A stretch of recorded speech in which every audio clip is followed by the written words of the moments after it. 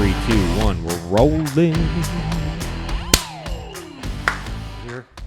Here we are. David the Dog Trainer podcast episode 10. Double digits. Wow. Exciting. Special one. Yeah. Tim Stakolich is back from Columbus. He was almost on time today. As opposed to being 2 hours late, he was 27 minutes late, I believe. That's about my time. That's how I roll. Yeah. We got Josh Dobe Productions in the house. As always. We got everybody. We got different camera angles this time. This feels better. So last time when we did this, I was not jiving. Yeah. I was everything was thrown off. We were having technical difficulties. Nothing was working. Our headphones weren't working.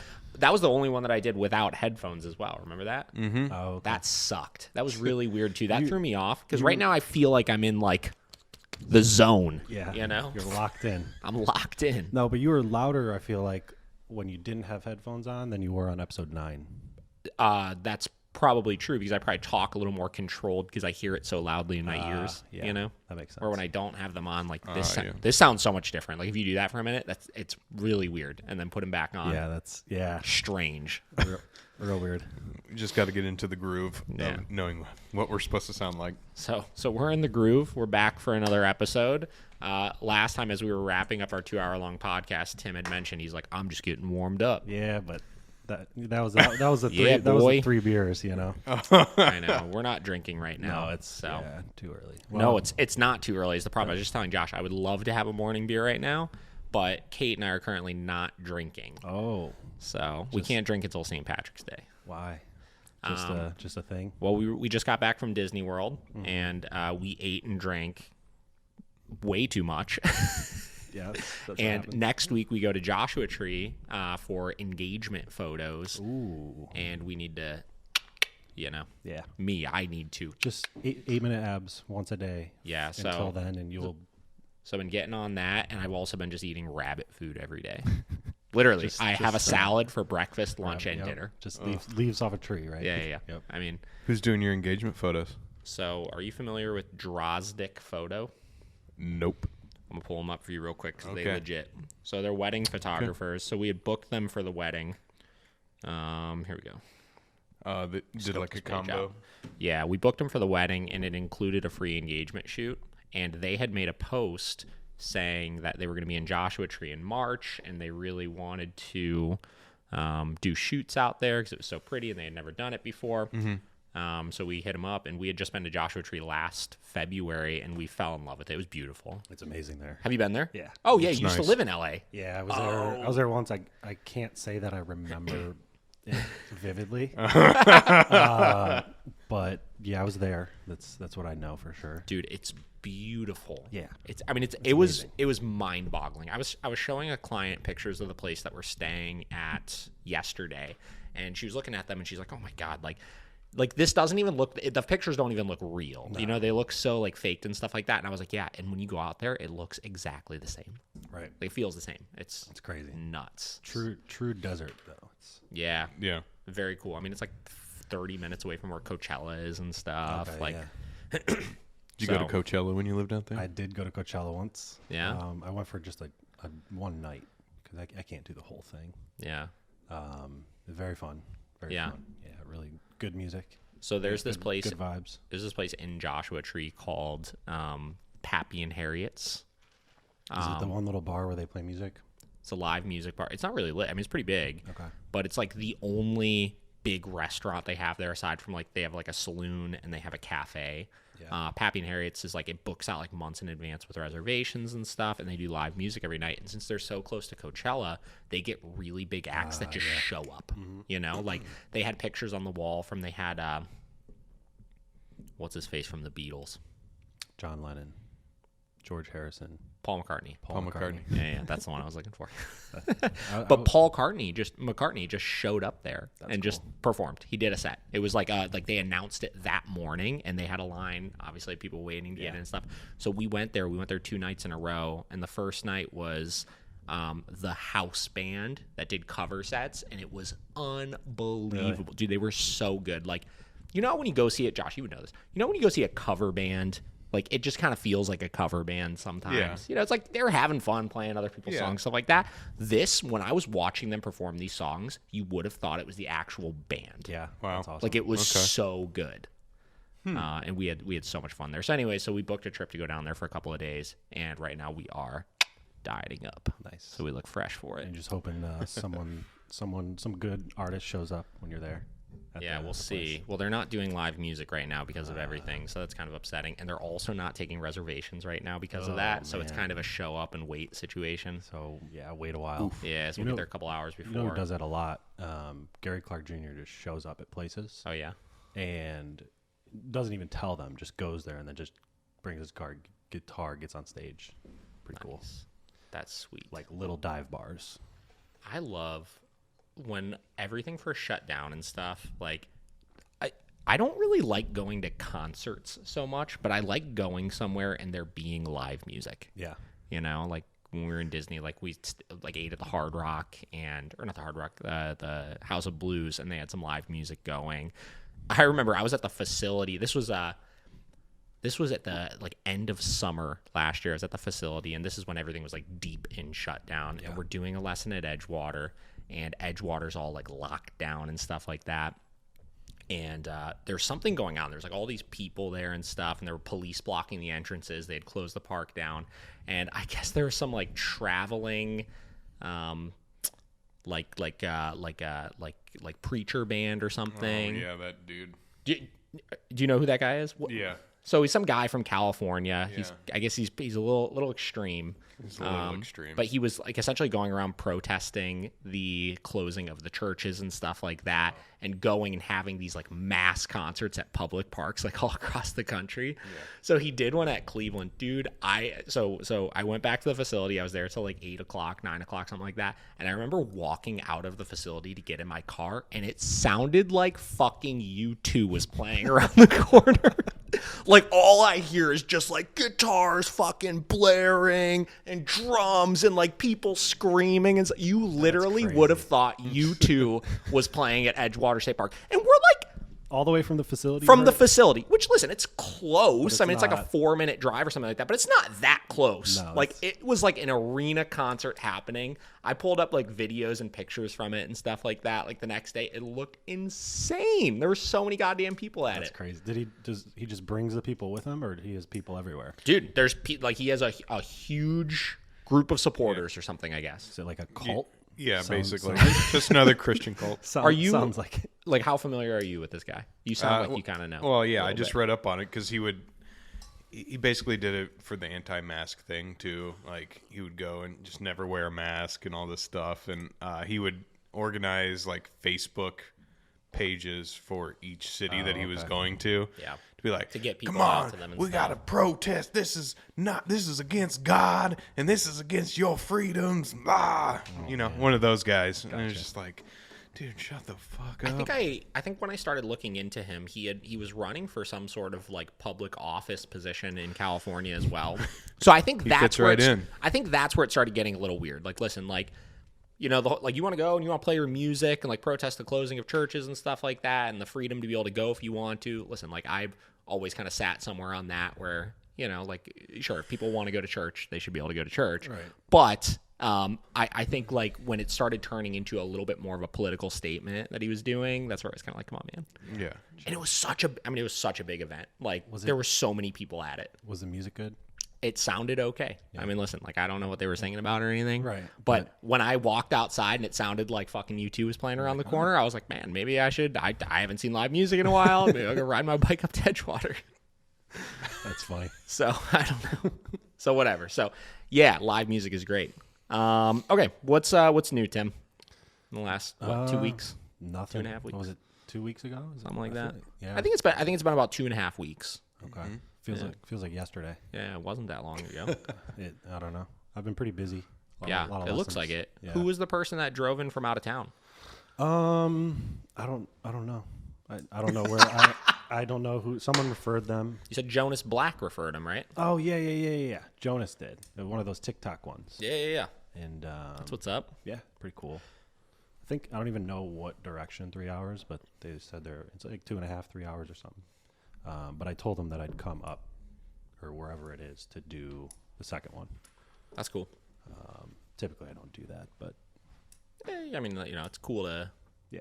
be able to offer that. We have a dog in right now that I'm doing a board and train with, Fritz, and Fritz is from Minneapolis. Nice. Do you remember Lewis and Watson? Yes. Okay, so Lewis and Watson's owner got another dog, Oh, nice. Fritz, and she brought him up for a board and train. Nice. But that's a prime case where like they literally drove their dogs up 12 hours to do a board and train with us. Yeah.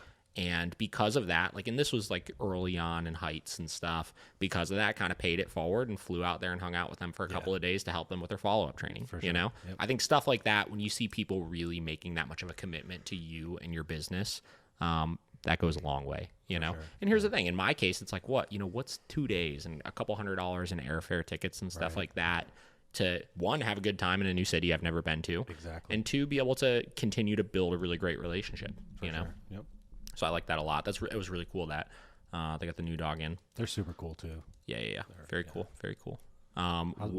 Watson passed away. Oh no. I guess I didn't realize he was as old as he was. I didn't. How old are they? Or were I they? don't know, but like it was just. I mean, Damn. he had some health conditions and stuff like that that turned into it. But that was pretty crazy. And then Nick and Mariah actually split up, and Nick has Lewis, and supposedly she told me when she dropped Fritz off, Lewis is doing awesome. Nice. Lewis was the tan one, and I guess he's doing really great. So Nice. she got a new one. Fritz is like a little Watson.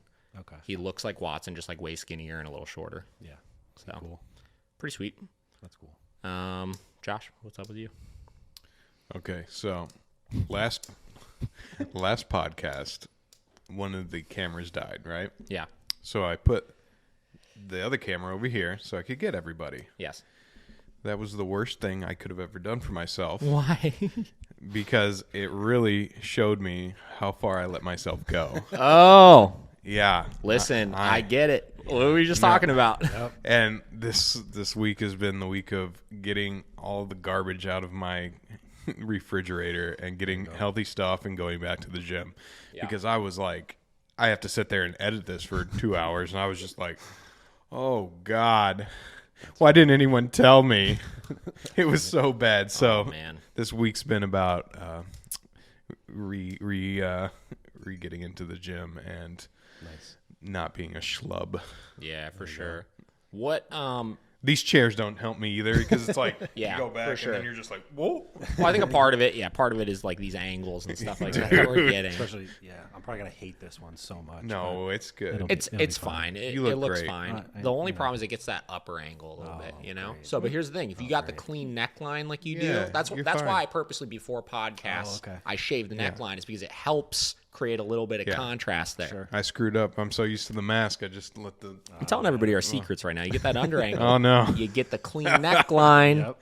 fixes it right up. You know, I Yeah. hate when Yeah. people do it too high though. You ever seen See, the people I'm a that go like- jawline kind of neckline. Yeah, but a lot of people think their jawline's like, Yeah, that's true. and I'm like, what are you doing, dude? Yeah. Just follow your jaw. Don't under your jawline, Yeah. not on it. Yeah. It drives me crazy. I have like a hurricane over here. Yeah. So I'm like my barber's like, oh, fuck.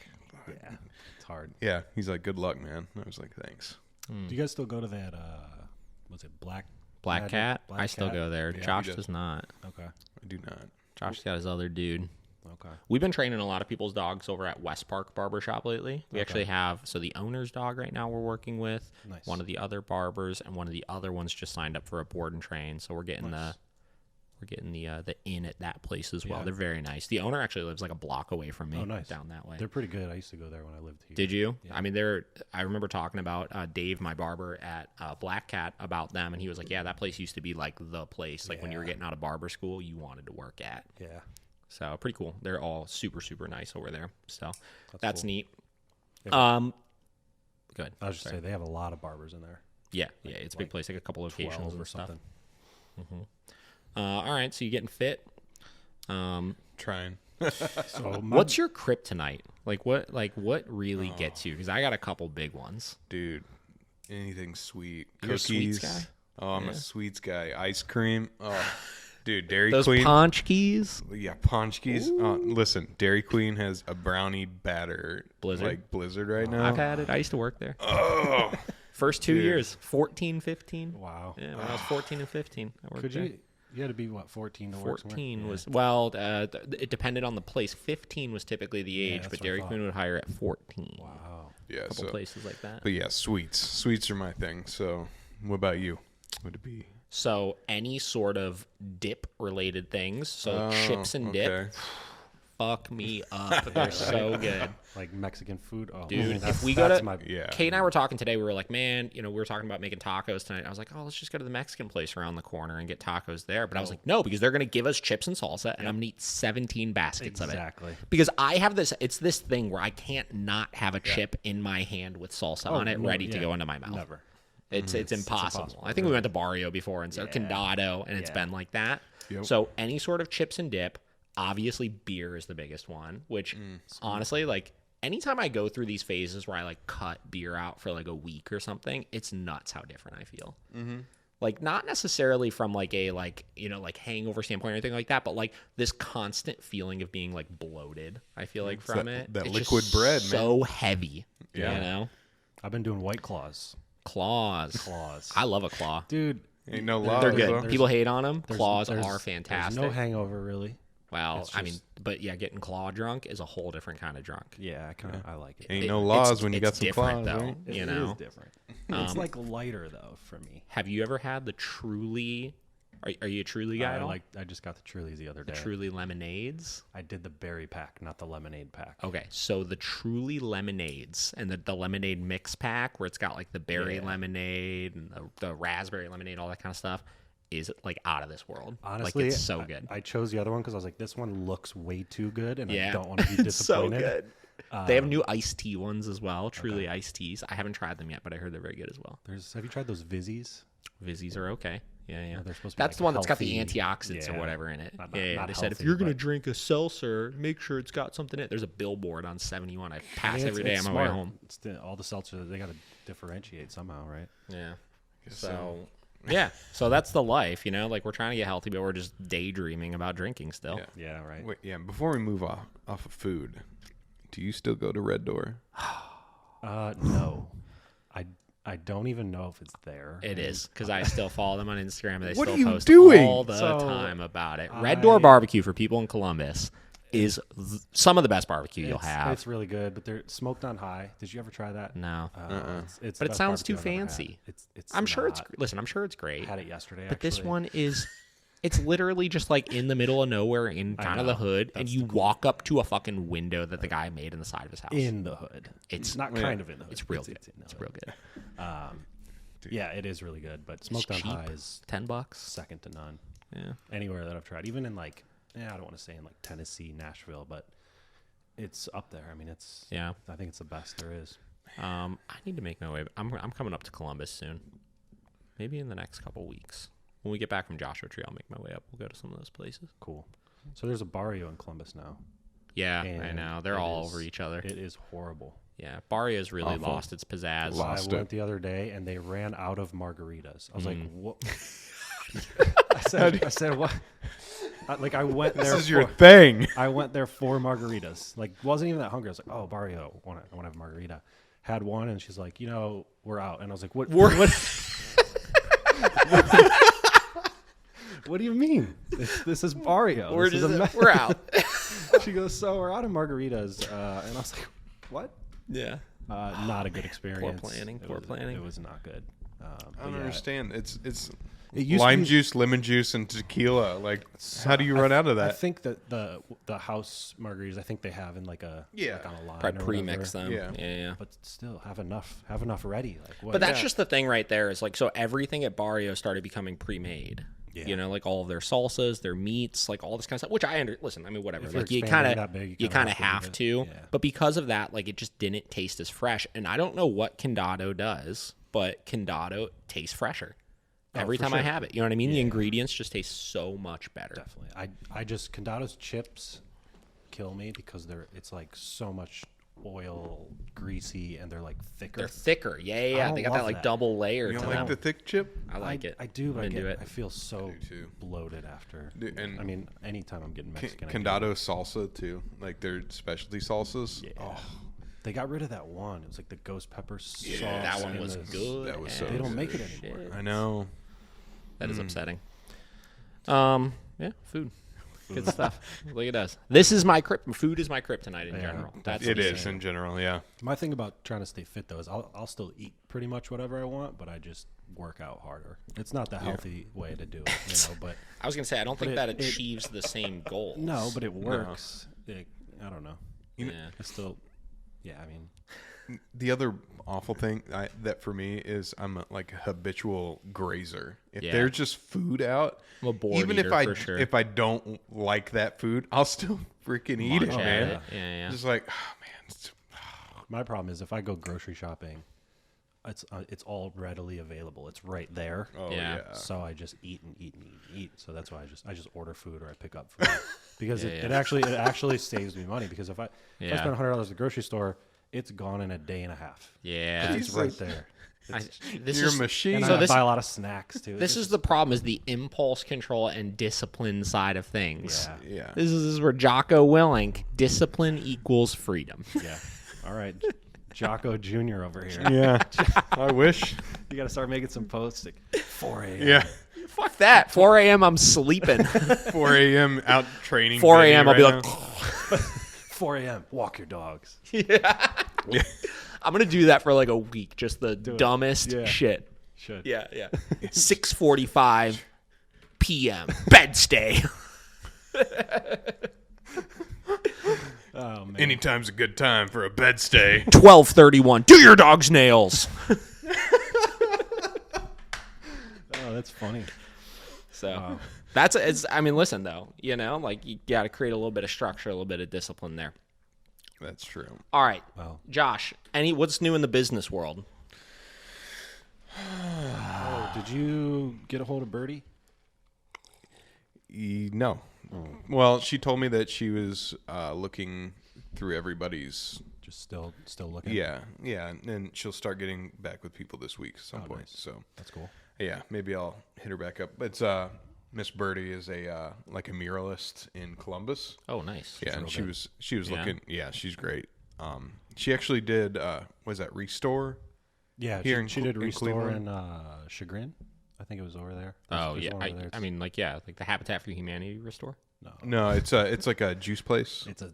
Oh, Cold restore. Oh yeah. yeah. I used to bring it. You used to bring it all the time. Yeah. There's she one had- downtown, right? Or was that? And then there's one in like Yeah. Chagrin over Yeah. there. Yeah. Yeah, but Yeah, she painted a mural in one of those. Oh, And that's then- cool. Yeah, and I followed her for a little bit just because I've done workout in Philly with my friend Evan who does murals too. So and then she just posted that she needs someone to capture content for her. So I was all over that, and I sent her like every video that I've ever done, and I was like, please, because Let me do it. yeah, because she does like high profile like she's clients too. getting real famous, real big. She's got like 56K on Instagram right now. And when she was blowing up. doing the eyes at that Restore, I was there.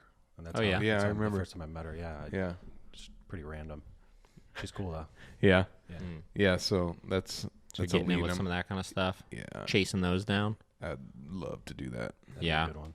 Yeah, and Cloak and Dagger, new food menu coming out next Tuesday. Yeah. It's So I vegan, gotta right? So photo they have that. like a Yep. food truck all coming or vegan. something too. Yeah, on Sundays they do like it's with the Wild Spork, I think, and they just park out front. But it's because their chef literally works 6 days a week, and he was working 7, so he's like, I need a day off. So Yeah. I feel that. yeah, they just need to get more staff, but they're just kind of like more worried about how springtime's going to be before Yeah. they like add people. But they're, like I said, they're building that huge patio. So That's what's up. yeah, Tim, what else is new with business? I'm going to Virginia in a week, so that'll be cool. I told you to talk about that last time. I've got That's with that guy that hired you, right? there's that guy, and then someone up in Maryland too. So Nice. there's a guy there in Virginia with the Beagle. He said he spent $2,000 on positive only training. I was like, I got you, dude. And then someone Say no more. Right, say no more. And there's a Shih Poo. What is a Shih Poo? Poodle Shih Tzu, I'm guessing. I that don't what it know. is? I know it's like a 15-pounder little guy. Nice. And then they have a 4-month-old Roddy too. So they're coming down from Maryland when I'm there. But it'll be cool. Get some puppy work in, little dog work in. Maybe I could sheep poo. Contact Bridget to help me with some little dog stuff. Hell yeah. Oh yeah, it's a cross between a Shih Tzu and a toy poodle. Ah, okay. Interesting. Little shitters. That's so funny. Yeah, you're definitely gonna need a Bridget on that one. Yeah. I'll have her on FaceTime when I'm there. Yeah, we've been just enjoying the weather, man. So much outside training the last couple of days. Yeah. I'm shocked it's not raining. It was supposed to start raining at like 11. So. It kind of looks like it's clearing up. That's what I thought too. I saw 1 p.m. But did you? Yeah, I guess I'm seeing 12 counting? o'clock, 80%. It's on and off. We It's honestly pushing might back. get lucky. It's pushing back. Because it's just saying, through 6, then just 30% chance after that, and then nothing at 9. So that would be sweet if we don't get any rain. I've been really enjoying this weather.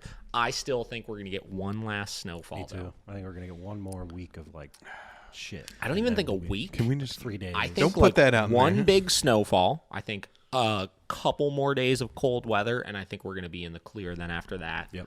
Which Please. I'm good for. Listen, I love the snow, and I would enjoy to see one last snowfall like before we move to full-on summer.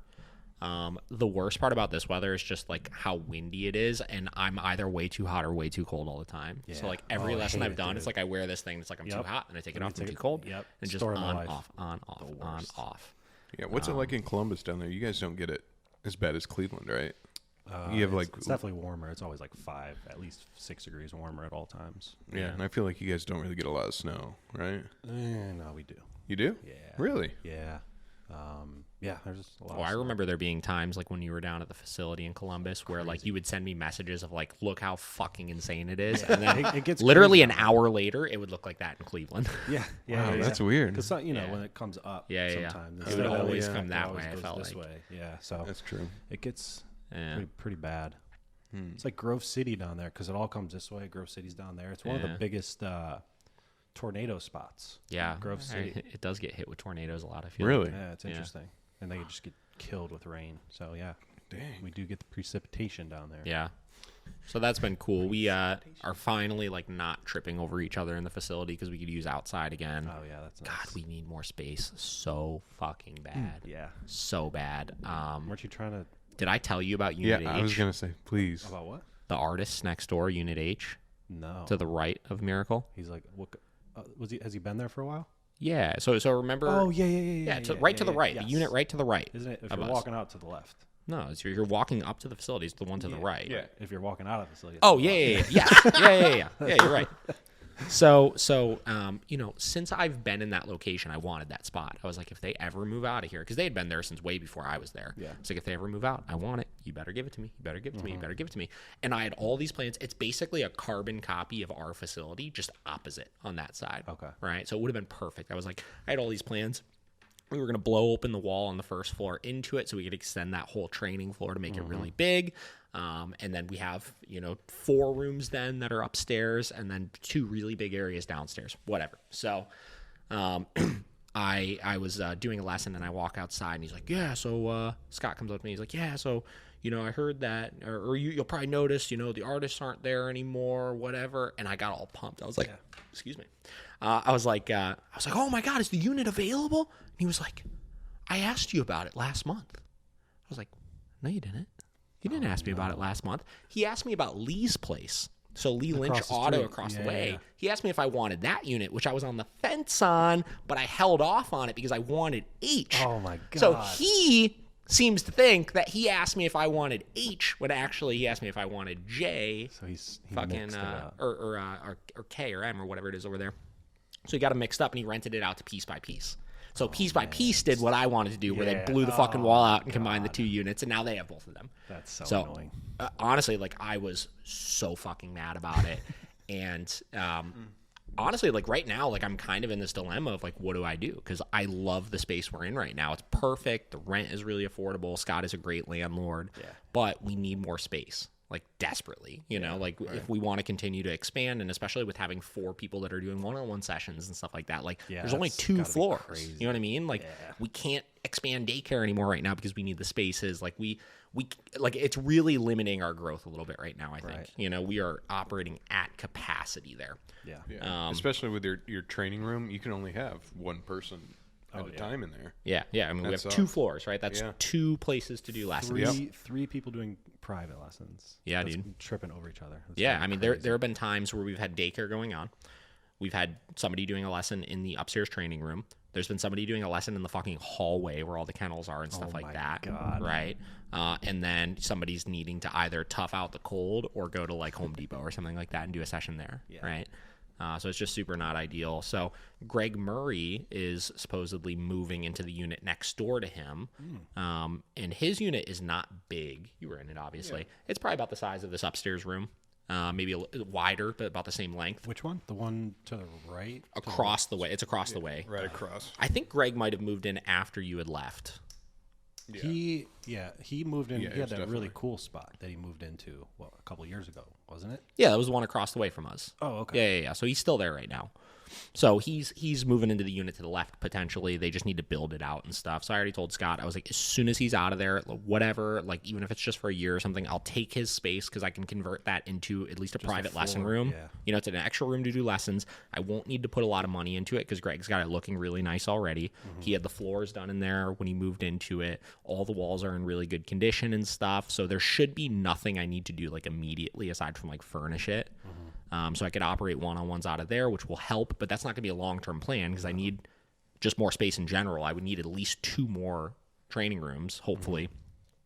Then Scott told me that the unit to the left, Unit K, his old unit, he's like, in the next year, this one's going to go up, but that's like a 4,600 square foot space that's set up so weird right now. Like I don't think it would be super practical for what we want. His son lived there or something? His son's moving out. Scott just put his house on the market to sell, and Scott and his wife and his daughter are moving into it right now. Oh, man. With their 2 dogs. Oh, wow. So I had a conversation with them on the phone the other day. I was like, Scott, you realize we board dogs overnight, and like they're going to be barking at night, and you and your wife and your daughter are not going to be able to sleep. Yeah.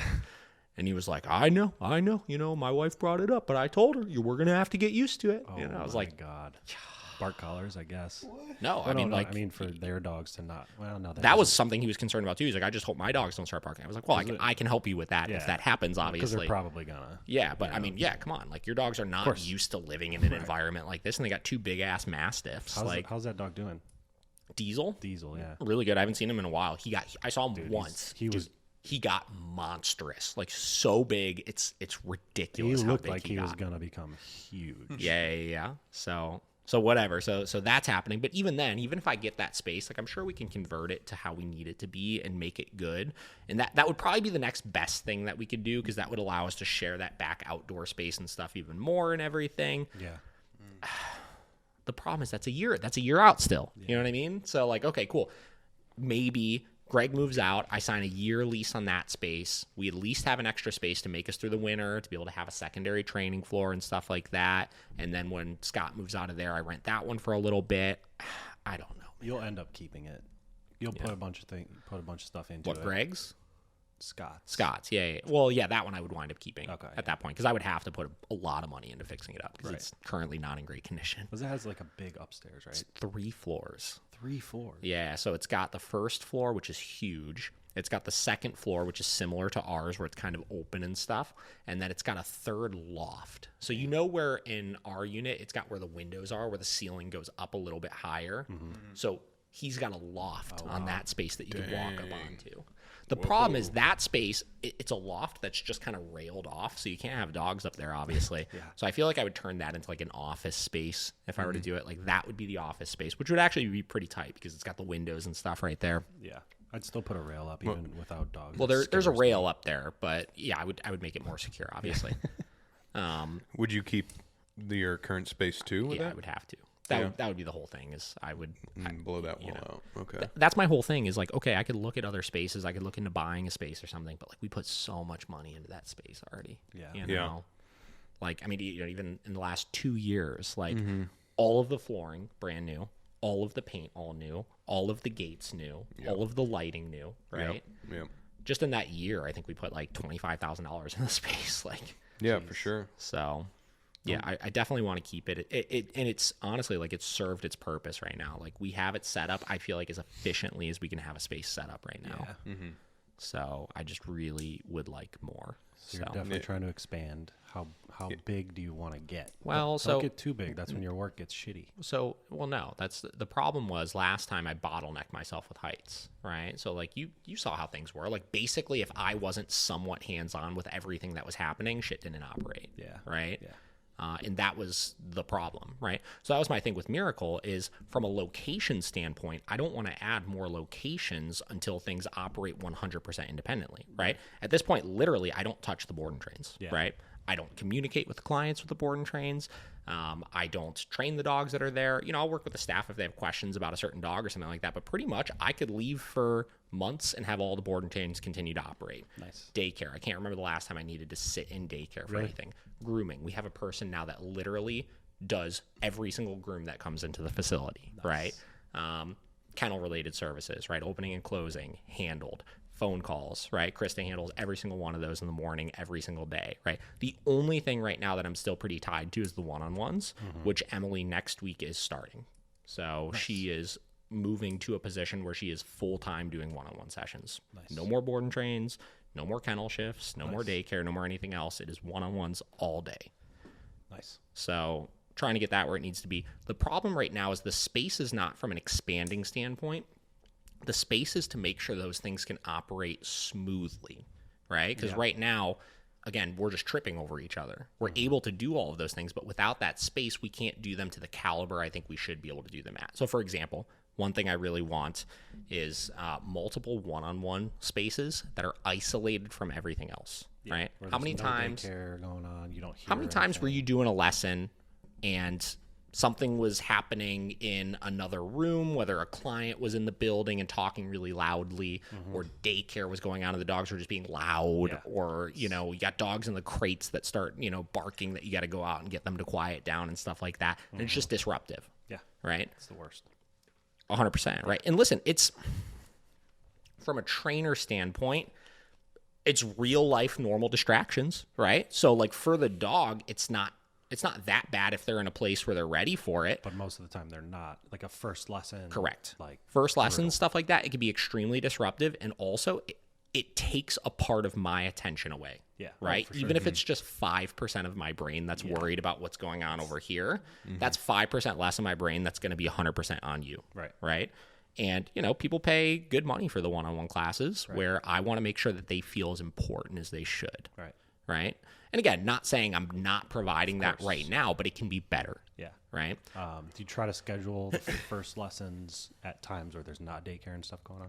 Not really. I mean, usually what it'll be is we'll just pick the room that we do it in, right? So the training room upstairs, we can close all the doors off. You know, we don't keep really loud dogs in the small little kennel area that we have, so we can close all those doors off, and it's fairly quiet. Yeah. Honestly, like even if a dog is like full on barking in the main area, like it's not that disruptive, right? But again, I want that to be better. Something else I want to do is I want to have different rooms that are themed in different ways, right? So I want to have the just standard training room that's, you know, your basic black and white, open, couple beds, couple places to sit down, not anything really crazy going on and stuff. I want to have a room that's themed after like a living room or something like that. You know what I mean? Like a real world life. It sounds gimmicky, I feel like, but at the same time, I feel like it's just different pictures that we could simulate things that would actually be happening in your day-to-day life. Right. Right? Yeah. I want to have, you know, maybe a room that simulates kind of, I don't know, like a patio kind of situation or something, you know, just different things, like maybe a picnic table in one of them or something where you could practice downstays under tables or whatever. Yeah, that's a good one for sure. Because everyone wants that, and it's getting nice out. Yeah. Yeah. I did. So stuff like that, you know. I found a new I don't know if it's a brewery, but it's a really nice patio. I don't know if you saw my stories or anything. Oh yeah, that brewery you went to. Crooked Can. It's really cool. Where is that at? It's in Hilliard. So nice. It's just, you know, north. It looked really good. It's north of where I live. So they opened in February and then had to shut down in March 15th or whatever. So they're like kind of like reopening. But the patio's huge. Yeah. Huge. So I went there to just get lunch, and then I ended up having my next 2 lessons just coming to do patio lessons. That's sweet. Pretty That's cool. cool. But yeah, and it's not far either, so I'm going to definitely utilize that more. Yeah. That's a good idea. You know, we do our lessons at like Home Depot and Edgewater and stuff to try to simulate those things. But legitimately starting to do lessons in settings like that, I think are really good ideas. Yeah. I have to look in. I think the problem is you start getting into the legality of like if you're taking money and like doing sessions in like a public setting like that. Like I know probably legally we should not be doing lessons at Home Depot, right? Yeah. Edgewater, I remember somebody gave me a hard time there one time because they asked me, it's one of the cops there, they were pissed off I had a dog off leash. One of the cops asked me, they're like, "Oh, you're doing a lesson here. Are you charging money for that?" And I was like, "Yeah." They're like, "Where's your permit?" I was just like, "Oh, come on. Where's my permit?" Every dog park, dude. Well, I mean, it's a pub or it's a privately owned park, so legally they're correct. But every fucking dog trainer in Cleveland does lessons at Edgewater. Right. Like, come on, get on that person over there. Get on that person over there. And they wear their. Where's your permit? Who's that? Get out of here. We always used to see. Was it sit means sit or something? Because they have to wear their like little sit means sit polos and stuff. I think it was Lorenzo's was there a lot. Yeah. And they got some other like Alpha and Omega dog training was another big one. And then remember when I was supposed to work Through the Leash was another one. Yeah, I do remember that. That was funny. Yeah. I didn't know anything at that point, so I was like, oh yeah, there's these guys, and yeah, that was interesting. Yeah. Somebody else that used to work for me almost started working at Alpha and Omega too. After you? Yeah. That's weird then. Yeah. Because this was before they didn't wind up doing it, but so weird. Yeah. I don't know. I mean, listen, like in the industry, like you only have so many choices, right? That's like true. If you look at like who's hiring around the greater Cleveland area, like from a dog trainer standpoint, like really the only other training facility that does board and trains that hires regularly is Evolution Canine. Mm-hmm. I can't really think of any other ones. Is that Scott? Scott Purdom, Boss Canine now. Oh yeah, Anna. Wow.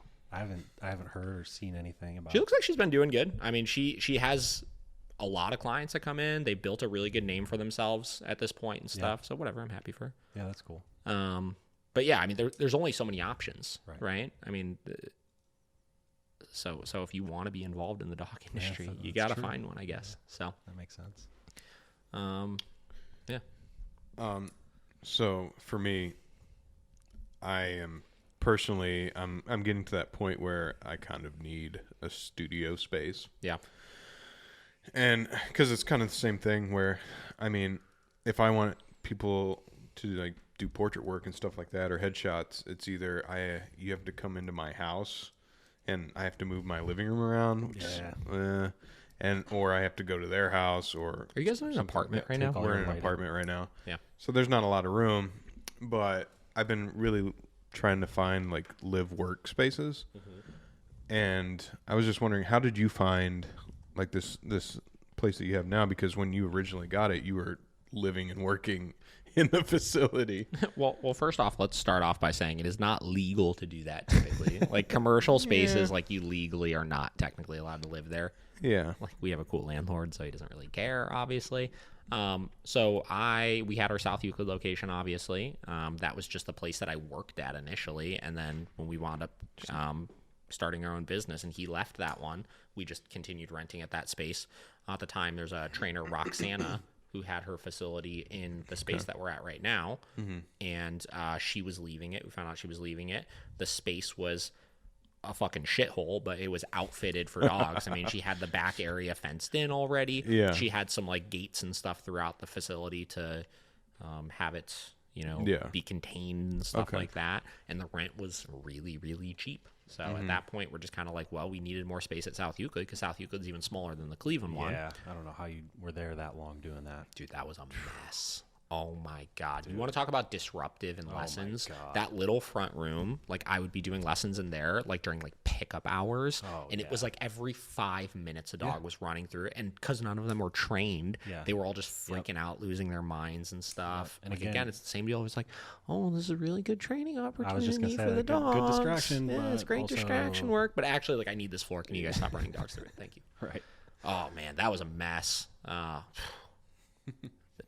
The expansion was necessary. Super necessary, right? So in order to justify it, like I lived there because we were going to have the board and trains there and stuff because we needed the space. Like I wound up when we were at just South Euclid, I would all the fucking time, I would just go home and I would do all my lessons. I would go home and I would come back to the facility at like 11 o'clock and I would just train all the board and trains from 11 o'clock until like 1:30 in the morning, you know, which was fine. And it was cool because like there was nobody else there then. So I got to just like cruise and do my thing. Yeah. But you realize when you do that, how disruptive all those other services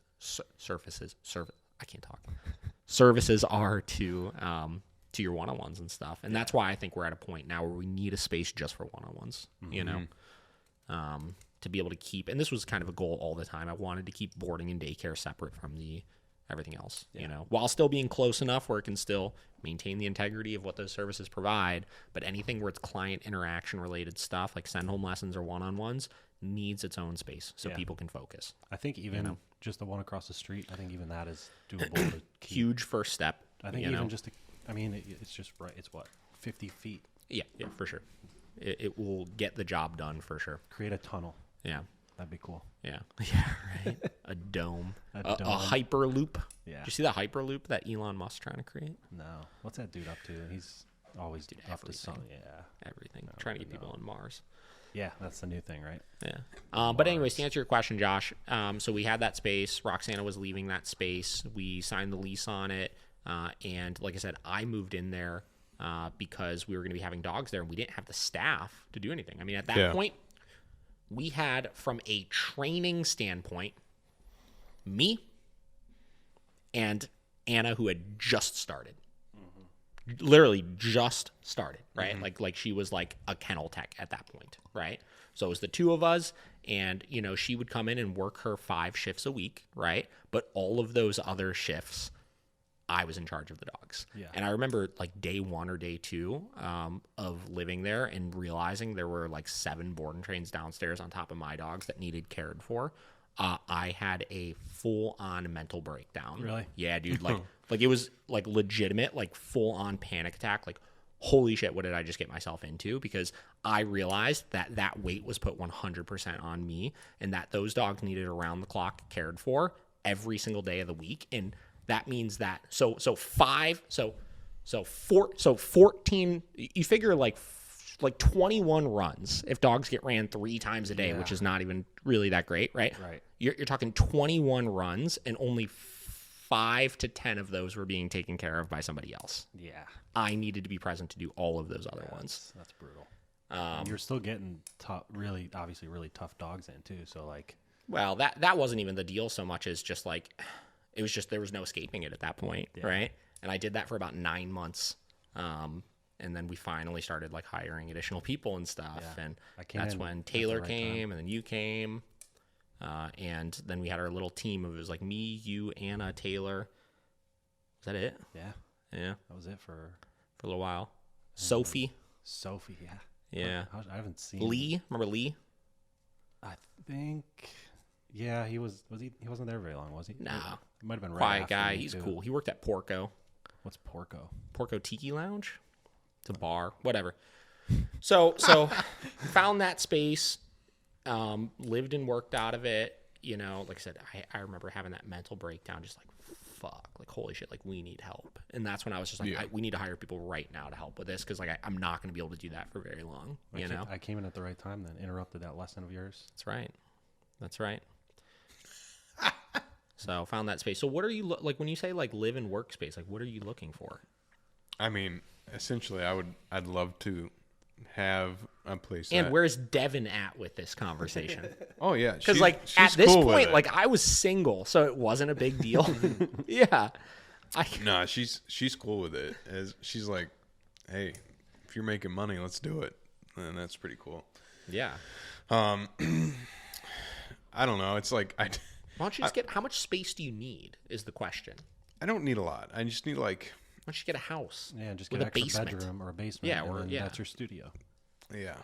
For some reason, she doesn't want to get a house. Why? I don't know. But she wants to move into a warehouse? Yeah, she's okay with that. It's cool. I don't know. I just need like 500 to 600 square feet. The big problem is I need tall ceilings. Okay, so find a house with 10-foot ceilings. Or townhouse. Get a townhouse. If I could get... I have 10-foot ceilings in a little apartment. Yeah, that'd be all right. If I could find 15-foot ceilings, it'd be better. Of course. So I could have my giant umbrella open that's like 9 feet wide. Yeah. I mean, I think the problem is there's like live workspaces don't really exist from the standpoint of how they're marketed. You just kind of turn them into that, right? So you really at that point just need to look for a space that has a shower in it. Mm-hmm. That's a big open space that you could block off an area to be like a bedroom. Yeah. You know, like I got lucky where the upstairs of mine was like outfitted like offices. So I had, obviously the main training floor is my bedroom. That little transitional area between the two was like my walk-in closet. Yeah. And then the other room was my office. So, you know, I was able to outfit it the way I needed to. But that space is just very ideally set up for something like that. Yeah. So, cool. I just want that warehouse living, man. That warehouse life. I'm down with it. Dope. All right, let's get into some dog training stuff. So, first order of topics here. We're almost an hour in, guys. We haven't talked about basically anything I know. yet. I told you it flies.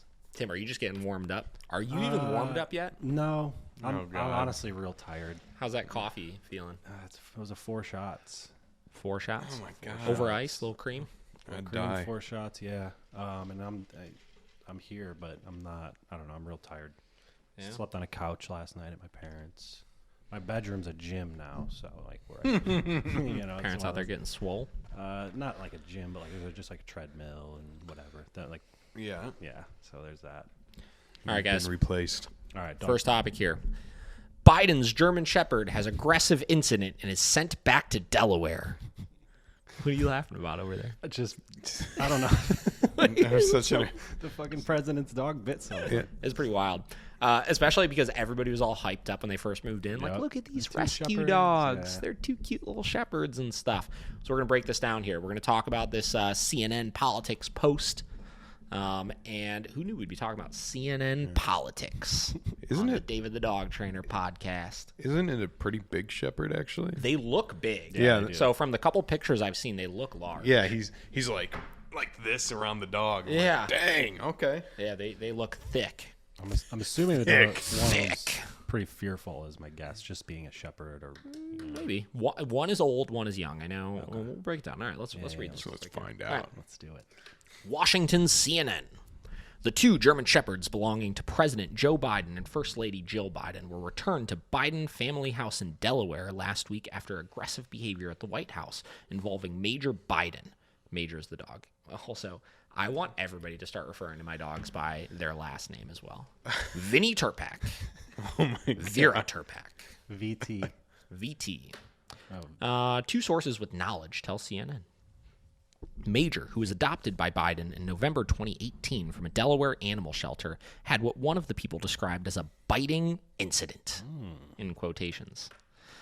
That's all right. I mean, they could have said nip. Yeah, right. There was a nip. At least I said bite. Yeah. With a member of White House security. The exact condition of the victim is unknown. Condition of the victim. However, the episode was serious enough that the dogs were subsequently moved to Wilmington, Delaware, where they remain. So they didn't go to a trainer, unless they did. I mean, it sounds like they're just going back to the home. I'm assuming they had a trainer come to where at like the home or something and is doing a board and train in the home. Call Caesar 911. Yeah. I mean, Yeah, he should have been all over this. Yeah. Or Victoria Stillwell. Call Victoria Stillwell. Treats. Was it The Dog or Me? Wasn't that her show? I think it was The Dog or Me.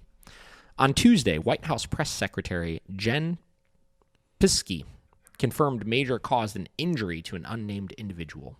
Champ and Major are still getting acclimated and accustomed to their surroundings and new people. And on Monday, the first family's younger dog, Major, was surprised by an unfamiliar person and reacted in a way that resulted in a minor injury to the individual. It's a very nice way to put it. Said Psaki, who added the injury was handled by the White House medical unit. Wow.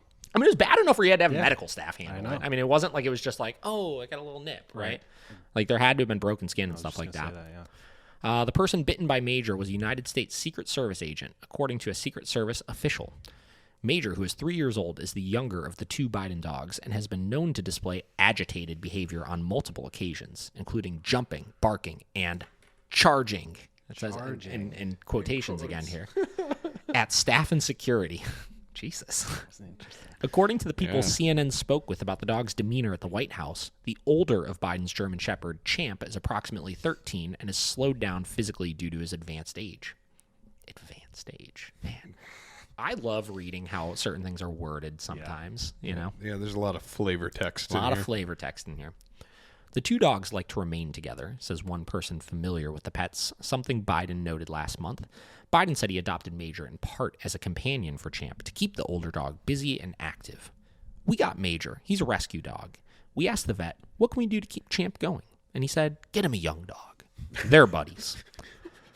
Biden told the media on Valentine's Day while walking the two German Shepherds unleashed on the North Lawn. So he wasn't walking them then? Yeah. Champ and Major moved into the White House in January, less than a week after Biden's inauguration. I've been getting obsessed with getting our dogs settled because we have an old dog and we have a very young dog. Thank you, Captain Obvious.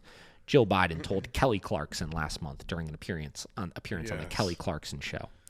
They have to take the elevator. They're not used to that. And they have to go out on the South Lawn with lots of people watching them. So that's what I've been obsessed with, getting everybody settled and calm.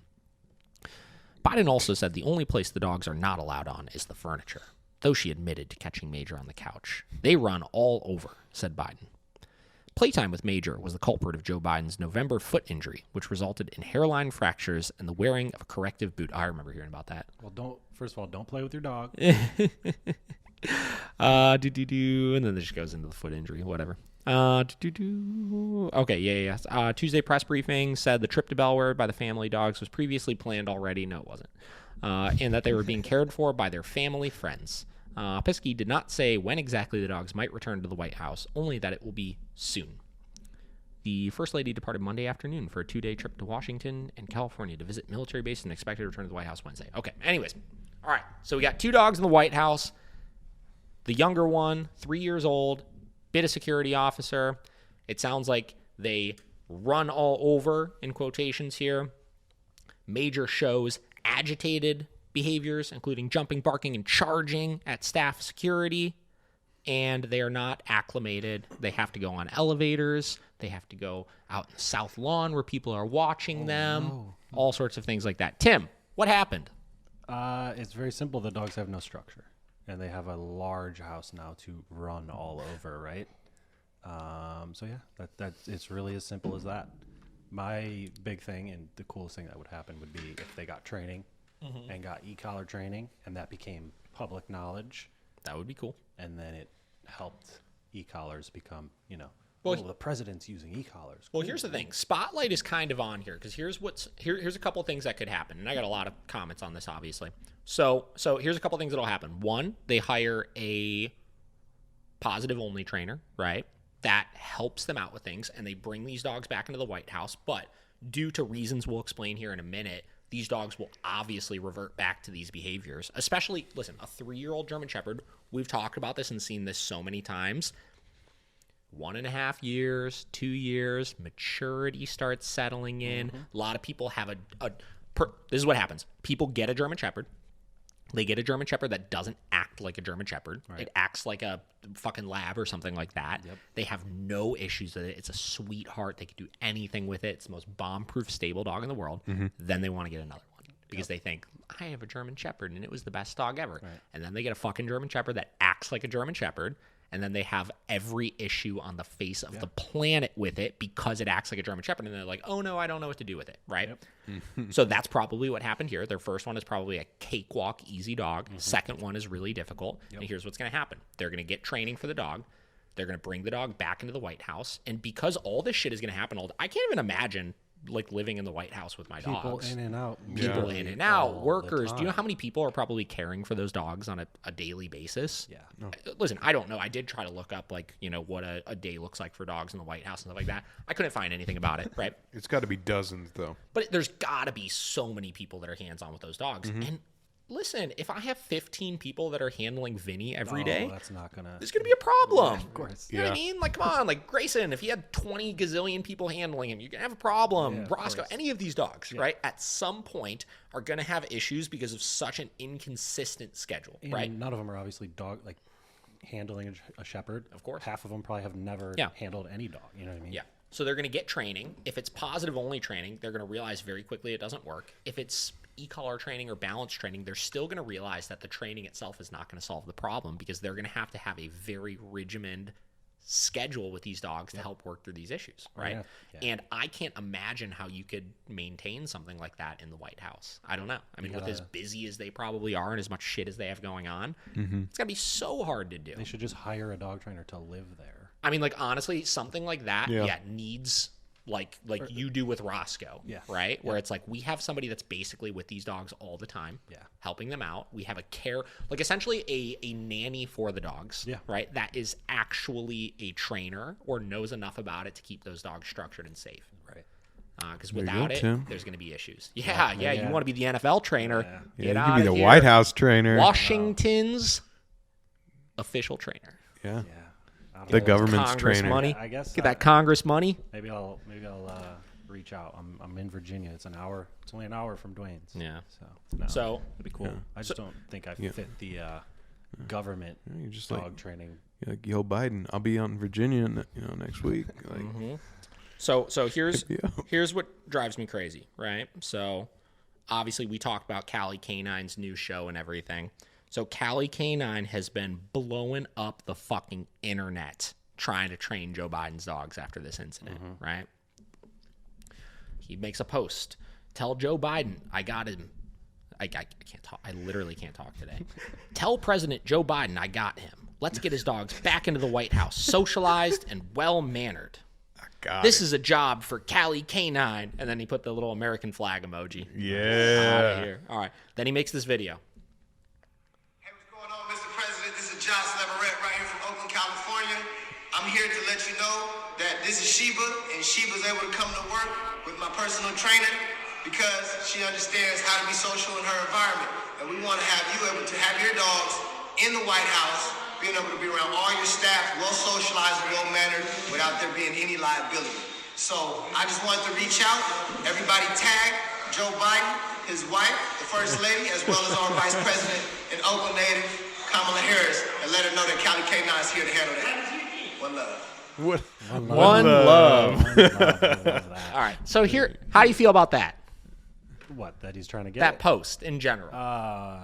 Because there's something that stood out to me right off the rip when I first heard that. Same, but play it back.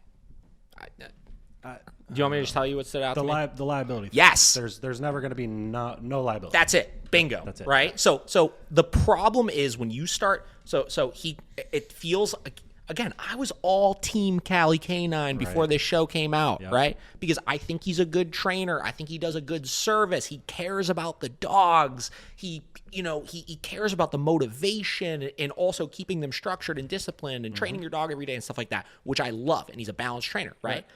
But now it's like, it's this mentality of I can fix anything. Right. No lie. It's the promises. It's promising the world. And this was my issues with the first guy I ever used to work for, Rob. I don't talk about him a whole lot, but one of my biggest issues that Jake and I had with him all the time is he would promise the world to anybody.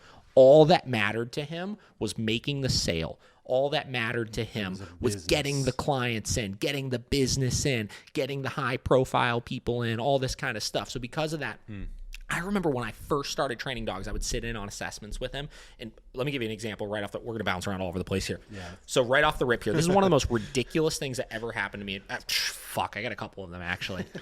And this guy ain't even involved in the dog training world anymore. He's in the cheese industry right now. So Man, whatever. You're getting fired up. I'm excited for this one. Fired up right now. I gotta take this jacket off. I wonder if I've heard of this one. I think you've probably told me this. We'll see. First off, camera, Foster Dog Farms. My buddy Joe Mendez. What you got there? Short hairs and shotguns. What's that? My girl Emily. She's great. Oh, is that the person you reposted the other day? Yeah. Did you read that caption? No, I didn't. It's good. I just saw the picture. It's real good. Well, I posted the caption in 8 exclamation marks. Oh, did you? So I wanted people to click it and read it, but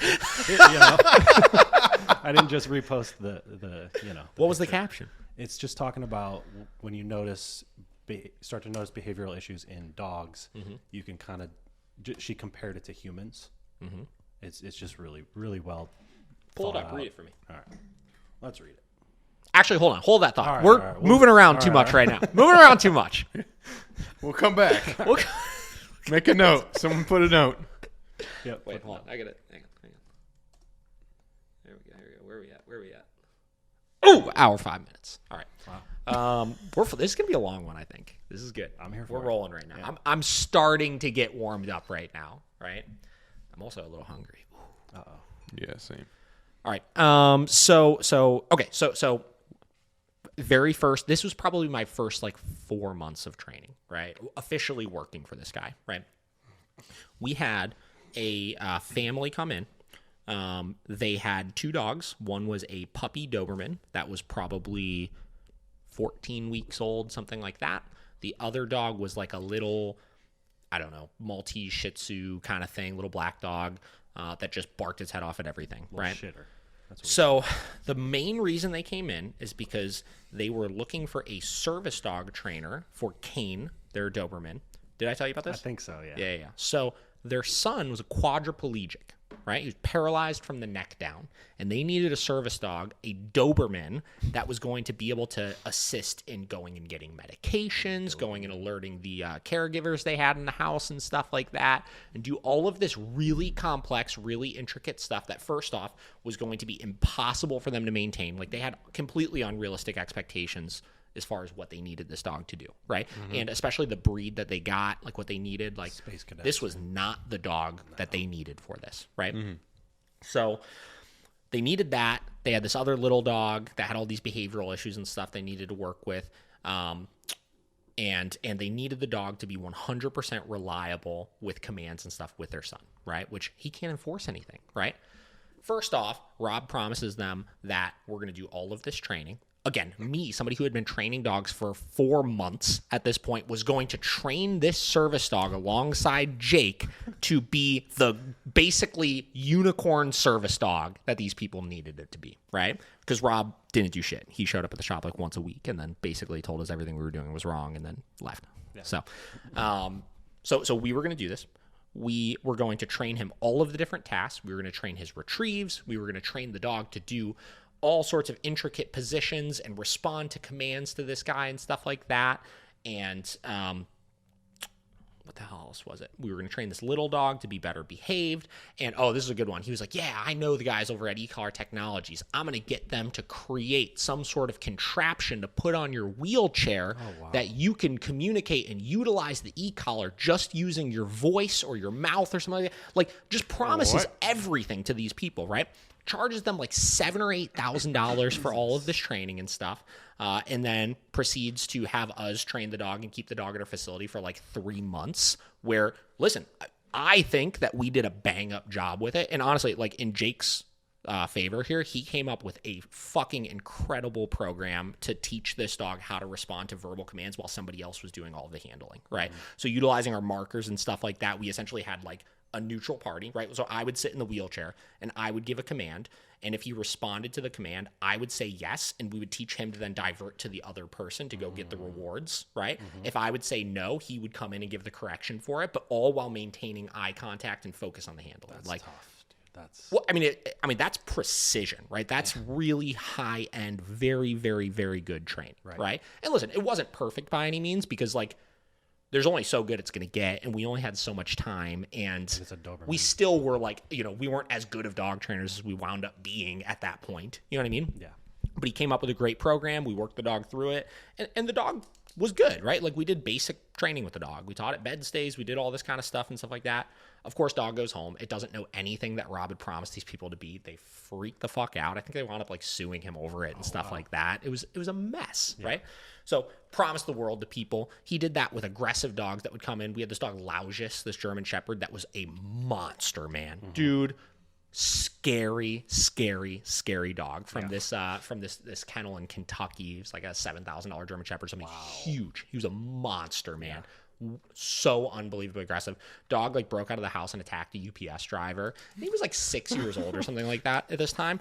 And same deal. Dog comes in, Rob's like promising. This girl's coming in tears, you know, over it. She leaves the dog. He's like, we're going to do a full behavioral modification, board and train, whatever. You know, we're going to make sure he's safe and good. And then here I am sitting there like, You mean I'm doing all of this and I don't know anything about this kind of stuff right now? So every time, we didn't even know how to use muzzles or anything at the time. So anytime I would take this dog out, I was just like terrified that this dog was going to fucking attack me while I'm trying to train it and stuff like that.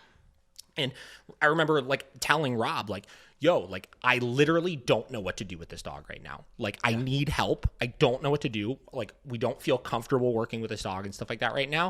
And he was just like, he told me a couple times, yeah, I'll come up and help you tomorrow. I'll come up and help you tomorrow. I'll come up and help you tomorrow. Never showed up for it. And then finally just turned it, just finish off the training and, we'll just send the dog home and then we'll just bill him for it. What? Fucked up. You know what I mean? Like, this is where you start getting like sleazy bullshit. Sure. It's pissed me off so much. Oh, and we wound up sending the dog out to it. Like, his solution for it was we sent the dog down to Pennsylvania to this guy, Paul Anthony, who's a very good trainer. He's a competition trainer in Pennsylvania. Yeah. I met him once. He's cool. Yeah, Paul's cool. Yeah. So he was like, he called Paul up and basically was like this favor. Hey, man, can you take this dog for a week and just like let me know what you think? And Paul took the dog and he's like, it's a German Shepherd. It's an aggressive German Shepherd. Like, it needs a really firm handler. It needs somebody that's going to like get on his ass over stuff, and then just sent the dog home.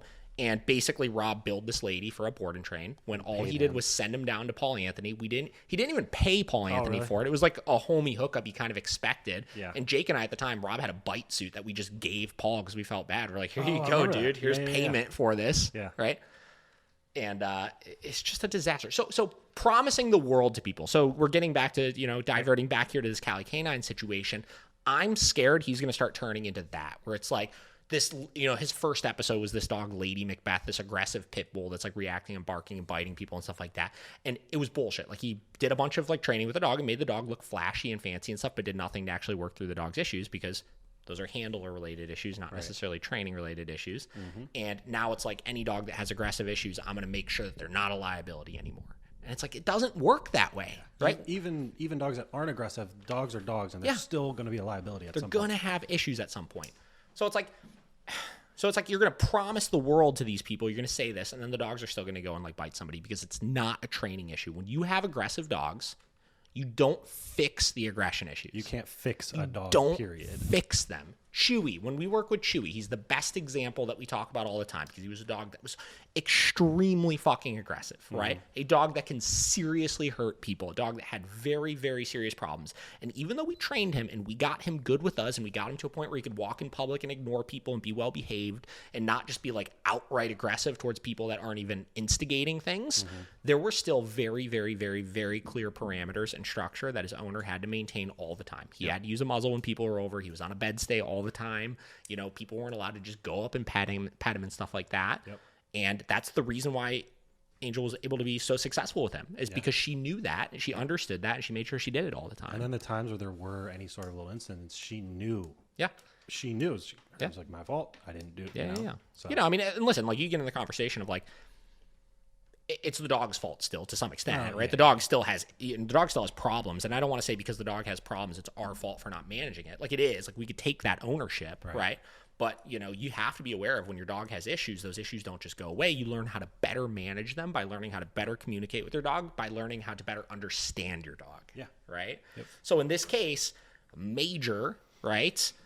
Major is probably your typical German Shepherd that needs some structure and training to be a little bit more disciplined with things and understand some consequences. But in addition to that, they need to understand what his limitations are and see, is this the right environment for that dog? And if it's not the right environment for that dog, what do they need to change as far as their structure and their routines to make it a better environment for him? Yeah. He's promising the world, setting the bar real high. Yep. I kind of did that. I totally, again, bouncing around. We've all done it. Oh, I was going to talk about more of like a different. So like my girlfriend now, our first date was Nobu. I set the bar real high. Set the bar real high. But no, I just thought of that. Thought it was kind of funny. Sorry. Back to dog stuff. See, but the problem is you can meet those expectations still. That's true. You could. Yes. The dog training side, you can't set the bar of your dog will not be a liability when the dog will still be a liability. I could say I'm going to take you to fucking Ruth Chris Steakhouse, and I could take you to Ruth Chris Steakhouse. Right? Yeah. Maybe I followed up with something a little less than, but the liability standpoint is not a bar that you can meet ever, Right. But again, like, not necessarily that extreme, but we've all made certain things sound a little more fluffed up or a little softer, or a little nicer when they weren't necessarily that way before. Like everybody's done it. It's a part of like when you first get started in this industry and stuff, but you have to start realizing how much of a problem that can turn into, you know? So very interesting. It is. So obviously the dog's going to have to get some training. Yeah. I wonder who it's going to be. We'll see. Or, I mean, I don't know, man. Maybe, so isn't Jeff over in Delaware area? No, he's in Rhode Island. Yeah, but it's over there. I guess it might be a little bit over there. I don't One know of those small states. Those little guys over there. Delaware. Little states. Yeah. My geography isn't great. Okay, read me this caption. What's this caption? All right. Let's see here. It's a good one. I'm getting hungry. All right. Josh, what are you doing today? I actually have a meeting after this, Oh, nice. unfortunately. What Or I time? would get lunch with you. Supposed to be 1 by 1:30 because somebody was late. I mean, I was 20, whatever. All right, here we go. The more you start to recognize the cause of behavior in dogs, the more you can understand human behavior as well. The similarities I see always interest me. Piggybacking off this morning's post, I've been thinking about how people on the internet are no different than a lot of reactive dogs. They aren't in a good place mentally, emotionally, physically, and that creates frustration. So they barrel into conversations with hackles raised and teeth showing to make up for insecurities within themselves. They will confront people that make them feel the most insecure and bully the weaker ones to feel better about themselves. All of this displaced behavior is rooted in themselves and their experiences and has very little to do with the ones that they're confronting. At the end of the day, these reactive confrontations will never be productive because they only feed insecurities and don't address the root cause. When confronted with reactive people or reactive dogs, my advice is the same. Stay calm, give them plenty of space, don't engage them, and keep moving. And for those of you with reactive dogs and reactive mouths, please keep them on a leash. I thought it was pretty good. It's funny. Yeah, because I feel like it's Well, it's just the psychology of, again, like you're, not only do you need to stop these behaviors, but you got to stop the behavior. There you go. Hey. But you have to understand why the dog is doing it. Just the same conversation with Major Biden, right? Yeah. You got to understand, okay, cool, we can correct the dog for trying to charge people and do this and do that, but you got to understand the environment that's causing this behavior, and you got to work through that issue also. Right? Charging sounds like a little territorialness. I'm sure it's especially being a shepherd. Yeah. So And that's pretty normal. I mean, our dogs all, to some extent, like if somebody walks up to my front door and my dogs are just loose, they're going to run up to the front door, right? Right. Well, yeah. So I don't know. It's just a mess, man. I look at situations like that and how unnatural some of this stuff is for dogs. Like apartments is another big one. Like we talked about this before. Did we? Yeah. Well, I call like it the hallways and stuff like that. Apartments is so tough. Elevators. One of my clients just talked about they're moving to Georgia, and they're like, the apartment we go in is it's got an elevator, and that's our only way up and down. And there's dogs in the elevator literally all the time. Yep. I was like, man, that sounds like the worst, dude. I can't even imagine being in that setting. No, I would never want to be in. I'd never want to live in that place because even like this, and we talked about a super well trained dog. Yeah, it's still in that narrow hallway, and there's the other untrained dogs are still gonna probably set your dog off a little bit to an extent, at least, right? So it's tough for sure. Super unnatural. I looked into. When I first moved out of the facility, when I was living there for a little bit, I looked into moving into an apartment building, the Shoreway Apartments, like over right off Route 2, by like East 55th and Marginal. And I was real close to moving in there. And then I started just like contemplating in my head, like, an apartment? Yeah. Come on. Like, what? Yeah. There's just, like, there's the amount of stress that would have caused on such a daily basis, Dude, it sucks. Like, I'm on the first floor, and it's not like an indoor, like I could just open the door and let them out. Yeah.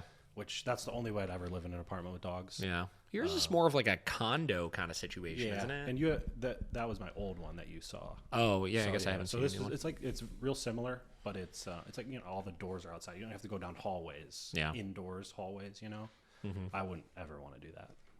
Yeah. It sounds rough. Brutal. Think about that one client you have in Chicago.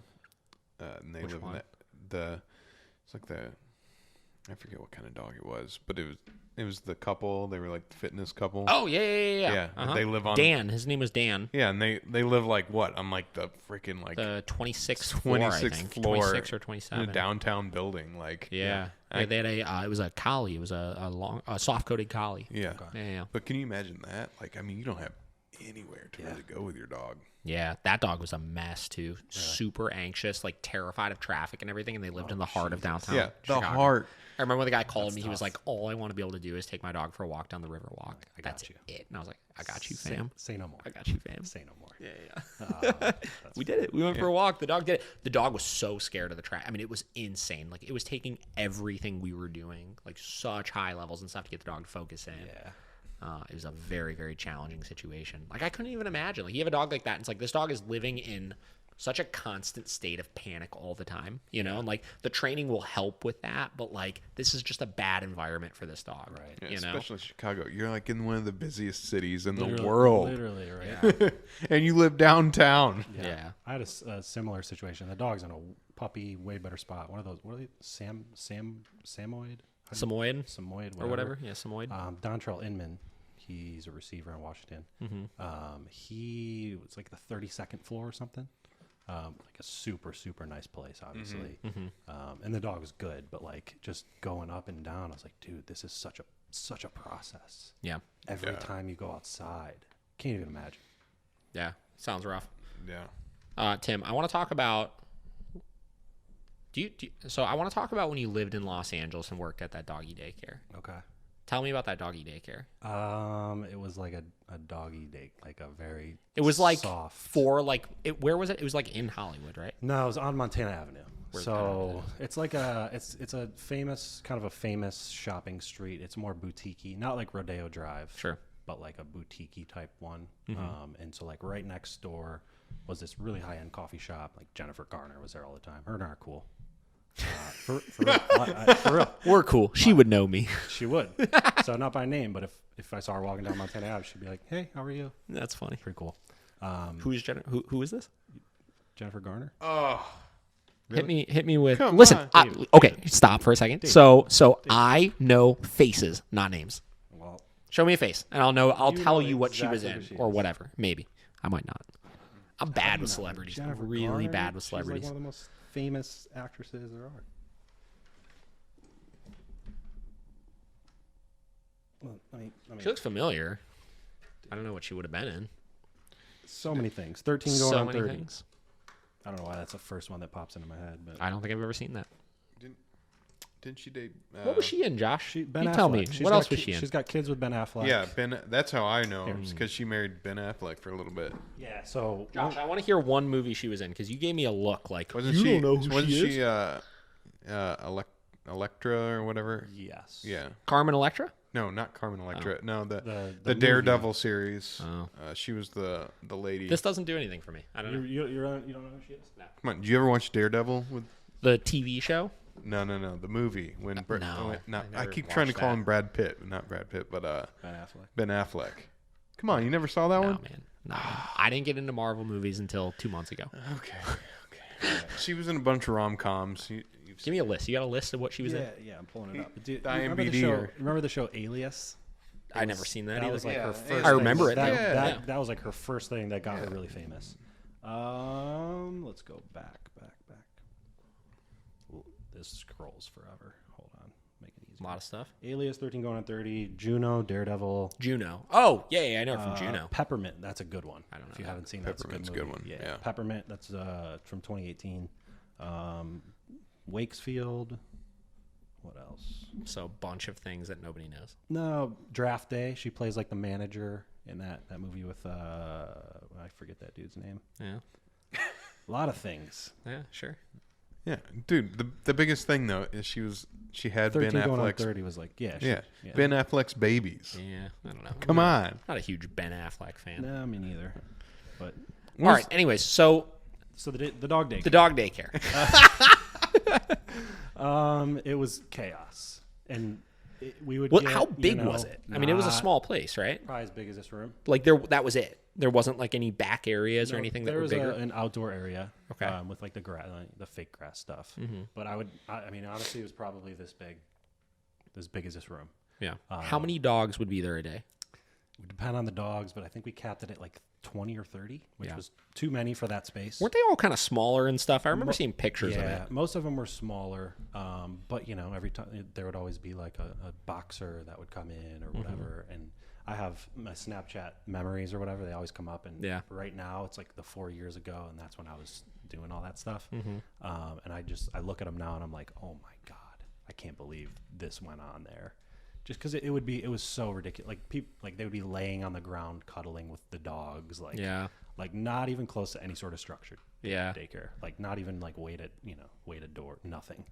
How did they handle issues? I mean, were they pretty strict about the dogs they would let in and stuff? Yeah, but they would look at that as, okay, let's now sell them on training. Sure. So, but then that trainer, he just wasn't very good. Yeah. I remember you telling me about this guy. And then didn't he start hitting you up then when you started working at Heights? And he was like, dude, looks like you're doing really like Like he was definitely like jealous at that. Because like, I don't know, he went to Star Mark. So that was it. He thought that was it. Like, but just because you go to one of the schools, we've talked about it so many times, doesn't mean you're a good, like, whatever. So he was a good salesman. And then he would just do prong collar work. No e-collar. And then, hey, I mean, at least at a place like that, they were doing stuff like that, which is cool. A little I'm bit, surprised, honestly. Yeah. I thought it'd be just positive only stuff. Right. So a lot of positive stuff. But yeah, I was doing a little bit of prong collar work, and that's kind of, I was like, oh, this works. Let me ask you this. So, I'm always curious in situations like that where you worked somewhere that was less than ideal, or you watch something or read something or whatever that's like you don't totally agree with. I always try to look for what things did you learn doing it, and not necessarily just the bad things of like what not to do.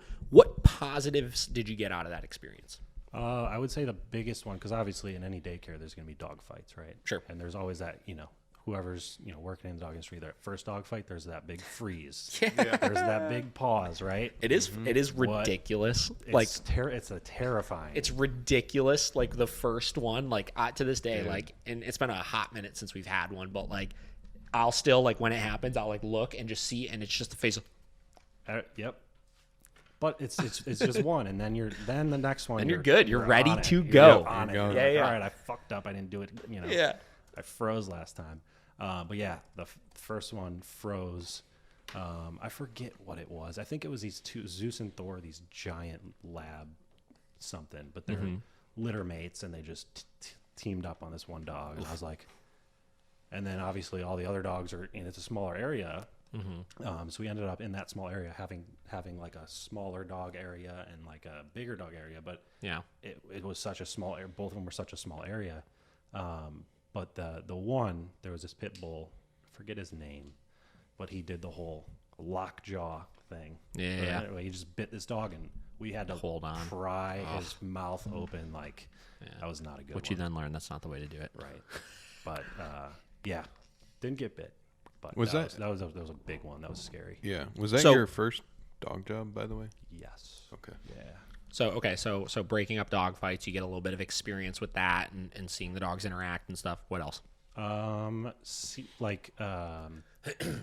Doing more of an assessment before bringing a dog into a situation like that. How would you guys handle that? It was and it was in the front little lobby. We would bring like a social dog out, a happy-go-lucky poodle, doodle, whatever, and I'll just simulate a walk by on leash. That was all it was. Yeah. That's it. And I was like, what were you looking for? I wasn't really doing much training at that point, but they were just looking for any sort of reaction, anything like that, hackles, all that type of stuff. Not that means bad. Hackles is just arousal. But yeah, I just thought that was not a good enough assessment. And there was another, it was really no muzzles, which was another thing that I was like, we should probably use muzzles. Not that I knew anything at that point, but it still popped into my head. I think a lot of people are late on the game on muzzles. We didn't start using them for a while either. Yeah, because especially in LA, people see a dog on muzzle, they're like, oh, But yeah, so those are the main things. Yeah. Don't get too much. What about from a like customer interaction standpoint and stuff? Because obviously you were catering to a much higher level of client, just much more posh kind of atmosphere. Everyone was cool. I mean, we'd do like a little report card. It was a real bougie place. Yeah. You know what I mean? So, everyone was really cool. There was no one that ever really gave us issues. You think there would be in that situation, right? These rich people. Yeah. Oh, my dog got bit, whatever. Everyone was pretty cool about it. Never had any really bad situations in terms of that. I think we forget to realize sometimes, like even like when you look at like say a celebrity that has dogs and stuff, right? Those people still are struggling with the same issues as we have, right? Those people still have the same emotional sure. attachment with their dogs that we all do and all of our other clients do. And especially if you have a dog that's driving them absolutely bonkers and they're probably taking them to this daycare to try to just like get them out of the fucking house for a little bit. You know, they're going to have that same mentality of like, please just like help me with my issue, or like, you know, I understand the kind of mentality of like, I understand my dog's kind of an asshole sometimes. Like we've had that sometimes if a dog picks a fight with another dog or something, we tell the owner about it. We're like, hey, you know, this happened, whatever. And they're just like, he could be such a dick sometimes, right. You know? Like, I would assume that, you know, everybody kind of has that same feeling to an extent. For sure. You know what I mean? Yeah.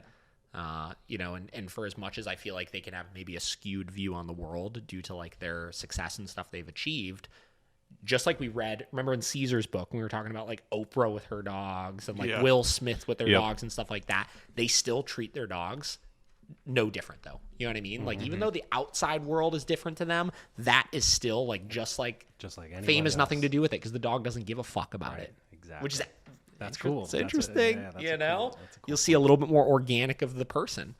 You know, and actually, we do. So when we were reading Caesar's book, that's like a lot of what he talks about. Is we were making fun of it because he was like name dropping a lot of people and stuff. Like every 4 seconds, it was like Pitbull and Will Smith and Jada Smith and this and that, right?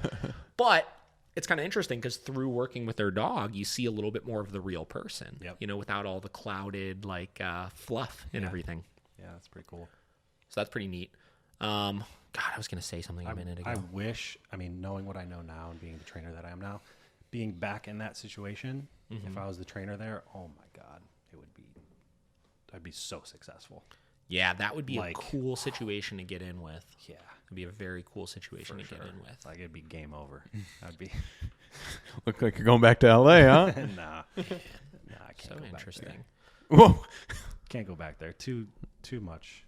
Oh, yeah. A lot of partying. Just seems like such a different kind of life. It is. It's I can only imagine. 3 years, 2.5 years was plenty. Good experience. And Yeah. everything's way too expensive. Just for sure. way too expensive. Yeah. Okay, so next then topic here. So a lot of the one-on-ones and stuff you're doing right now, is it still pretty consistent where a majority of the work you're doing is just kind of like leash walking and things like that? Yep. I feel like that's the majority of what I see you post. Yes. Pretty much leash walking because, you know, leash walking, and I always say when I'm on my call, I'm like, yeah, I usually start with the walk, and they're like, well, it's just a walk. I'm like, it's a whole lot more than just the walk, right? First time there's a consistent, you know, consequence for their actions, you know, with the e-collar or prong collar, whatever it is, and it just gets them to that different state of mind, right? And a lot of the times, that's why I have like just a 2-lesson program, because a lot of times we'll teach the walk's good, and then they have an e-collar to correct for simple things that they don't want to happen, right? And at that point, they're cool. They're happy with it.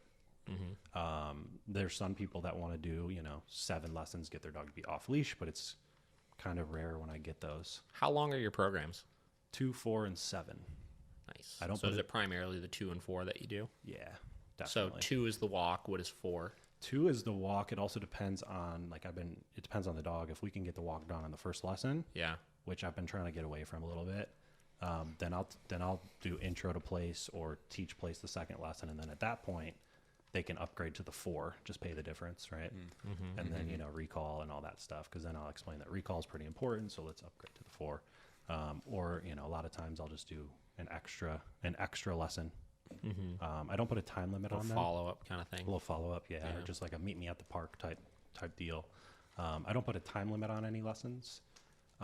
I think that's cool. Yeah. I mean, there are We definitely talk about some, that. you know, like if you had that little extra time. Yeah, so I space it out a little bit, and I try to let everyone know, like, hey, if I'm running late to your lesson, it's probably because I was spending more time with this one here, and I'll do that the same for you at some point. You know what I mean? Yeah.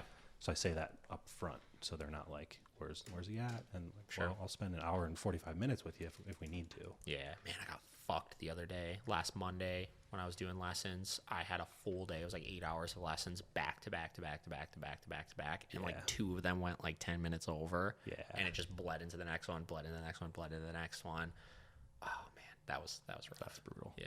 That was such a long day. But yeah, I mean, I've just been, after the walk, because they just really want their dog to either sit still, so a place, pretty simple, just keeping it pretty simple. I actually do have one coming up. They want it's a Malinois. I don't know if it's a purebred Malinois. It's like 38 pounds or something. Tiny little Malinois thing. Yeah. And they're getting married April 25th. And I did like 2 or 3 lessons with them, e-collar and stuff. And they want the dog to walk down the aisle with the flower girl. That's cool. So that's going to obviously be a little bit more than, I'll probably have to take the dog for a night or two. Yeah, you just want get to 'em show them that really- picture, Yeah, So what's your plan for that? Like, how are you? I've been trying Are you to doing anything specific for it? It's gonna be hard. It's gonna be kind of hard because anywhere you go, there's not a lot of people. Yeah. And I would like to simulate a lot of people on both sides walking. Yeah. So I mean, I guess just like Home Depot, but it's not even really a dog thing. There's gonna be no other dogs there, obviously. So is the little girl going to be actually walking the dog or what? I think so. I don't Yeah. know how old, so I need to figure these things out. Yeah, age and stuff like that. Yeah. And then also like I'll probably, if depending on the age and all that type of stuff, I'll want that little girl to do it a couple times first because I'm not trying to mess it up, right? Sure. It's a wedding. Yeah, but I mean, if you really remove the pressure of it, and like as long as the dog doesn't just like jump all over everybody and stuff like that, and the girl can hold the leash and walk the dog down, And it's been like you know? 15 seconds, right? So, Yeah. It'll be But pretty it's quick. still a big deal, Yep. It's a wedding. The dog runs into the. Yeah. I'd be so embarrassed. It'd be like horrible situation. Jumps all over the wedding dress. Oh no. Dude. Make sure the nails are trimmed just in case. Oh yeah. To rip the dress Oh right down. god. Oh no. Yeah, that could be pretty bad. Yeah. Yeah, so we'll see how that goes. It'll be Yeah. interesting. But yeah, That's like cool. I said, typically it's just like people want their dog to stop doing things. Simple. No. Tap. And then leash walking. Stopping behaviors. Pretty much. Yeah, I mean, I'm not really... I want to do, if I do keep this name, and at this point I probably just should. Yeah. I mean, if you already have it all It's been situated, for a you know. while. Yeah. Prevent the behavior. Prevent the behavior. Puppy program. Prevent the it. behavior. Yeah. But it just, I always think about it. It's like, well, we can teach behaviors too. So, That's, I think, a lot of it, that I've been trying to do a lot more of lately in my one-on-ones is, especially with the longer programs, people that are signing up for the 10 sessions and stuff, unless it's like stuff the person needs to stop like immediately, spending the time doing the teaching first, this was one of the things I'd forgot that I was going to bring up. We were talking about socialization and stuff, like with the daycare and everything, and like what people look for and everything. So I've talked a lot about lately kind of the cycle that I see dogs go through with social, and I had such a great example of it last night. So I'm working with this puppy right now. It's a puppy blue heeler. It's like 16 weeks old now. It's owned by the owner of Terrestrial Brewing Company. nice. And super cool little dog, super fucking motivated, acts like a blue heeler. Yeah. Bites your legs all the time and your Sophie's? fucking feet. Yeah, like Mabel. Mabel, Yeah. Actually, pretty similar. This dog's a little sweeter, though. Okay. A little nicer Mabel's of a dog. feisty, dude. Mabel was very feisty. I remember when Sophie came in crying. She's like, Yeah, this dude. dog keeps biting me. That was She so had funny. marks all over. Yeah. I remember she hit a point. She's like, fuck it. I'm ready to just send her to a board and train. Yep.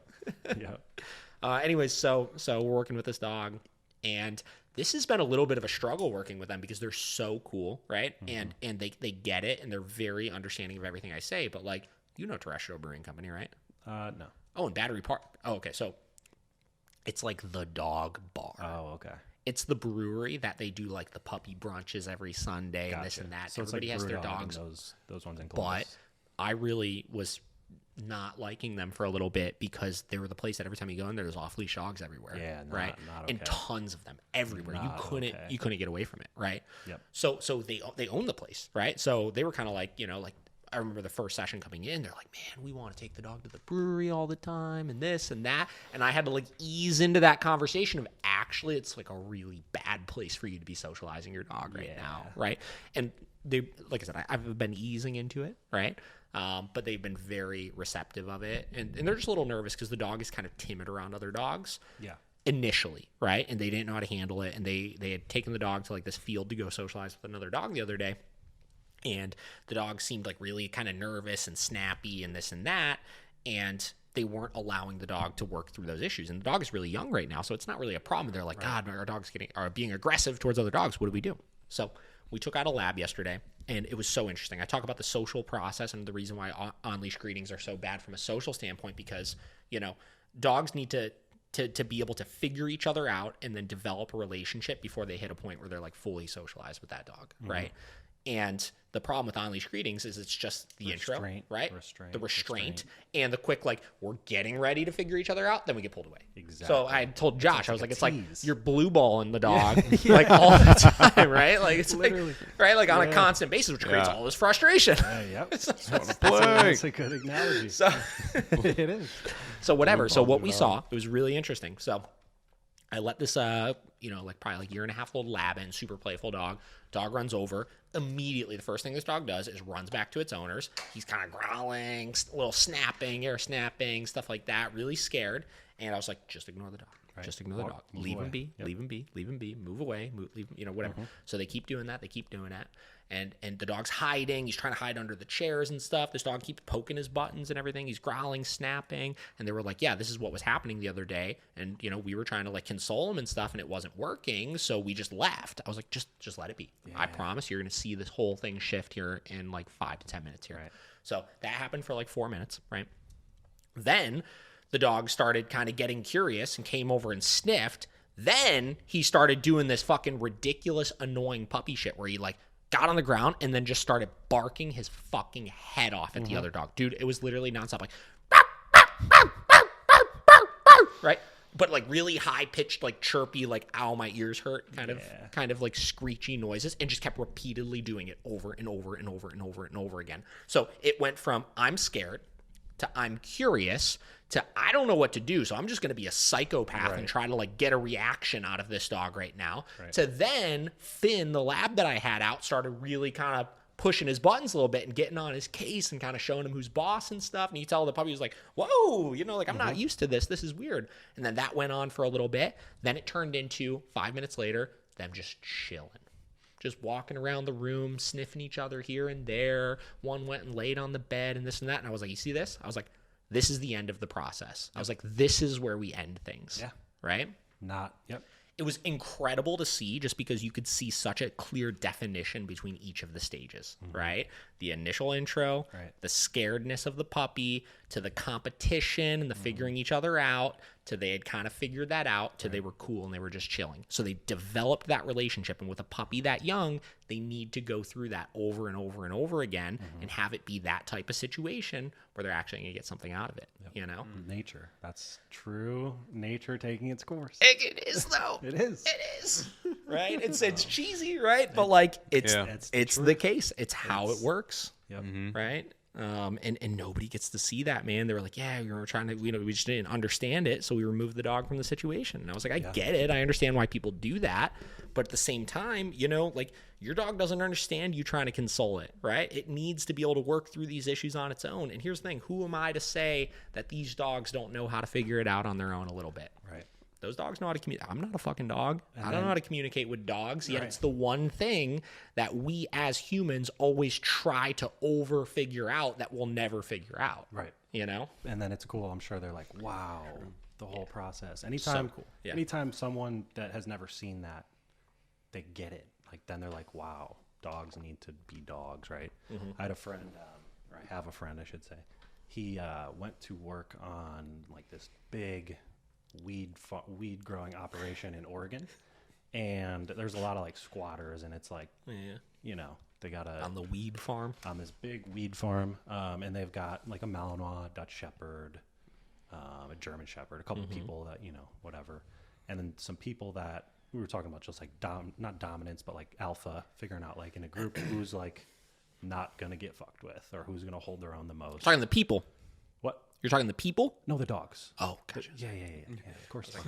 I was like, So what the are you dogs there. Get and those then, people on Where are we going with this? And then his friend brought his 2 Australian Shepherds, and Yep. the dude who runs the place, he was, his big shepherd, supposed to be like the big man on campus there, ran down at these, when they pulled up, ran down at these Aussies, and one of them just, Yeah.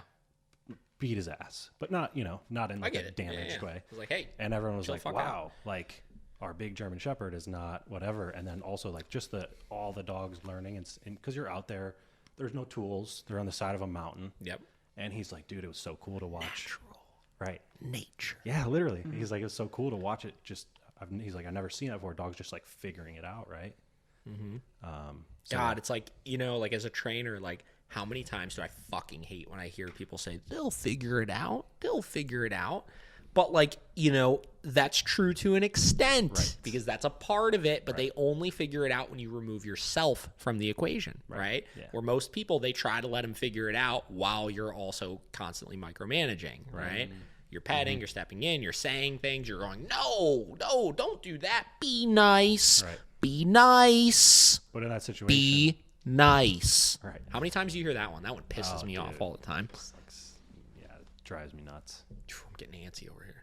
Coffee, too, that coffee. Yeah, I don't know, man. But it was super cool to see. I had another point that I obviously forgot about that as well. I need to, next time we do this, I'm going to have a little pen and paper. Yeah, I know. I need to start jotting them down, actually. There's I need to start one. using this. I did it with one. We'll bounce to it real quick. What? Just going back to the service dog thing and just expectations and stuff. Whew. I got I think it was yesterday, I got a little email contact form. I currently have a 10-month-old GSD puppy who gets nervous in places where there are a lot of people and also pulls away when a stranger approaches her. She's supposed to be a SDIT, so getting nervous Service in dog and trained. public. So getting nervous in public isn't acceptable. Well, then guess what? It's not the right dog. It's not the right dog. Yeah. So I'm gonna have to call him and tell him that. So, go ahead. Sorry. I was just gonna say, so I'm gonna have to, I gotta make that call and be like, hey, Yeah. I mean, honestly, this is probably not what you want to hear, but like, Yeah. that's not the right dog. Dude, people don't realize the washout rate on stuff like that. And here's the thing, going back to the conversation about like when Rob tried to promise like all this service dog training to that guy, there are people out there that specialize in service dog training. It's That a- is it's a- all it's like a they year-long do. process. Over a year-long process Yeah. sometimes. And it costs $20,000, Right. and the amount of time and attention and love that goes into that, right? It's absurd, right? And it's such a disservice to say that you're just going to go and do that because, like, I'm a trainer, so I'm qualified to go and train service dogs and stuff. it's I always so tell much more everybody when they're looking complex. for things like that or therapy dogs or emotional support animals or whatever it may be, I was like, listen, I'll help you with the. That's kind of cool. It is cool. I was like, listen, like I'll help you with the foundational training. I'll help you get the dog to a balanced spot. But from there, as far as task training and stuff like that is concerned, listen, you got to go elsewhere for it. Yeah, and that's tough. Not Yeah. every. It has to be a very, very stable dog to do that. Yeah, and it also depends on the service that you need the dog to do. Because here's the thing, like in my opinion, a lot of the service dogs out there, the tasks they're doing are bullshit, right? So like in order for it to be a service dog, people don't realize this, It has right? to perform a task It's for that person. performing a task for a disabled person. Right. That is so. What makes a service dog is not even necessarily the dog; it's the disabled person, and it's the task that person needs. It's not the dog. You can't like if I have a service dog for me and I give it to you, you can't go around and be like, "Yeah, this is a service dog," because it's not. mine. It is not your service dog, Right. right? So a lot of the basic tasks people want, like let's take like an easier one, like mobility assistance, right? Okay, sure. If I have bad hips and knees and stuff like that, and I need a dog that's going to pick something off the ground for me that I drop, like that's a task that can be trained by a lot of people. As long as your dog is well mannered and understands how to do those things, and maybe a little bit of bracing work, like you can put your weight on the dog a little bit and stuff. Fine, right? Yeah. What about getting claustrophobic or whatever, anxiety, finding doorway?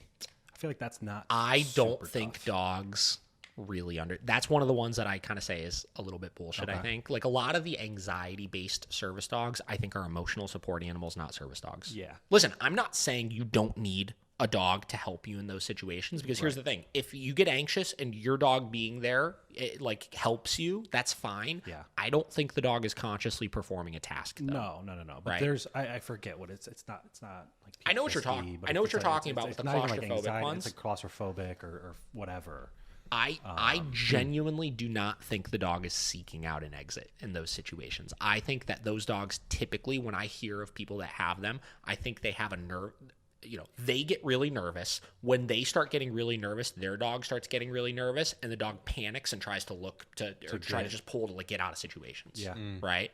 I don't think the dog is consciously performing a task in those. Listen, prove me wrong, right? I don't know, right? Like, I'm sure there's people out there that maybe can say different, and I'm sure that's something you could actually train as far as seeking out an exit. I would think that would be very hard to do, Yeah. But like you start getting into like diabetic alert dogs, like seizure alert dogs, things like that. I think those types of things are the ones that, like that's a or seeing eye dogs. That's another one. Like that's like years of training goes into that. That's a big deal, right? That's not something Joe Schmo can just be like, I'm training my dog to be a seeing eye dog. Yeah, and it just takes the stable dog, like especially a seeing eye dog. Yeah, dude, the Like, washout you rate gotta on them. You gotta have the perfect lap, like you know what I mean? Yeah. Like you really do. That thing can't. Get People don't realize that, excited like, and pull someone into a street. Like 10% of the dogs out of a litter make it for something like yeah, that. You know what I mean? For sure. I'm curious. Yeah. even Let me Jamie even this. an extremely good breeder, Yep. Here we go. Seeing eye dog, washout rate. Let's see what we got here.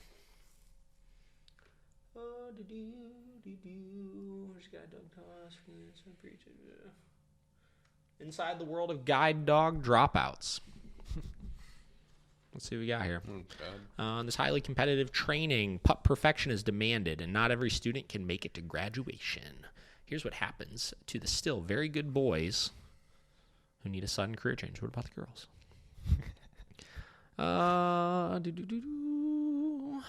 Raised guide dog. Bryson's family has raised guide dogs ever since she was a kid. When her sister begged her parents for a puppy and they countered with the idea of raising a guide dog puppy every year, Brian's mother, who ran a home-based daycare and had volunteered for guide dog school before having a family, thought it would be a great way to teach her children the responsibility of having a dog and how to say goodbye to one without it dying. Oh, it's morbid. Let's see. Born in the system breeding program, leader guys for the blind. Traffic. I don't know. Talk about something else right now while I find this. What about those posts I sent you? Was it Here we go. Yesterday? Less than 5% of dogs are cut out for service dog work, and many wash out during training. That's insane. I want to make a post about that. Ellis estimates that guide dog students who are trained by their owners instead of schools have about a 20 to 30% success rate.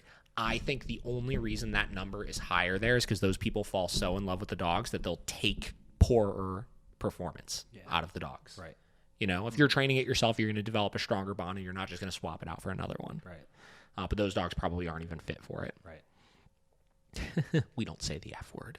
We prefer reassigned, career changed, or perhaps withdrawn. Oh my God. Okay, how about this? Google, here we go. What's washout rate of the Malinois? military dogs? Oh God, dude, it's got to be 1% or 1%, not even. Like special ops Malinois.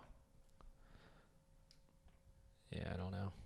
You see those dogs that like walk on the tight ropes and wear the goggles. Crazy, and, right? Dude, that You need stuff's stability, right? You need a dog that is so environmentally sound. like Yeah. the most. They don't care about anything. And that's to a fault because, listen, Vinny is high up there, but he's not 100% there. There are still things that definitely get him a little spooked and a little nervous, particularly issues with new people. Like, Right. he's good with new people, but like he definitely, like certain things used to really spook him with them. He doesn't have that temperament of really not giving a fuck about them.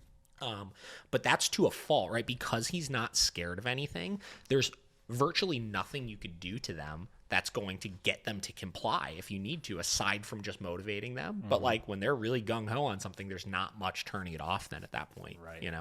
I hired a landscaper yesterday, and the guy came in and he was like, I was wearing my Miracle Canine shirt, and he was like, oh man, you train canines, this, that. I was like, not really. We just train, pet dogs and stuff like that. And he's like, oh, I'm ex-military, and I have a German Shepherd now, and I really want to get a Malinois. And, you know, he starts going into it, and he's like, I really want the dog to be well trained, but I need it to be a good family dog, but I also want it to be a protection dog, and this and that. He's like bouncing around all over the place with it.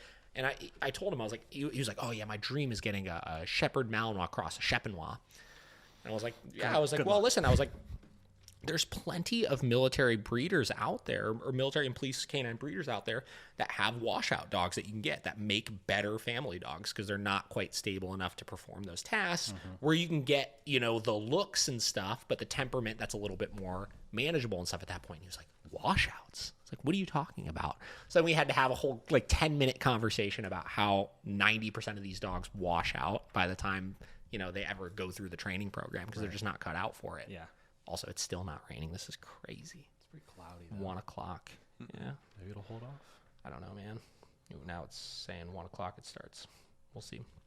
What post did you send me the other day? That one about that lady she's saying how giving treats when the dog. Dude, I was like, what? Okay, let's bring that up here. And then you want to pull it up? Pull it up. Talk to me about it. Actually, get it ready. You guys talk for a minute. I'm not turning this off, but I'm going to pee. I need to do that as well, but let's find it.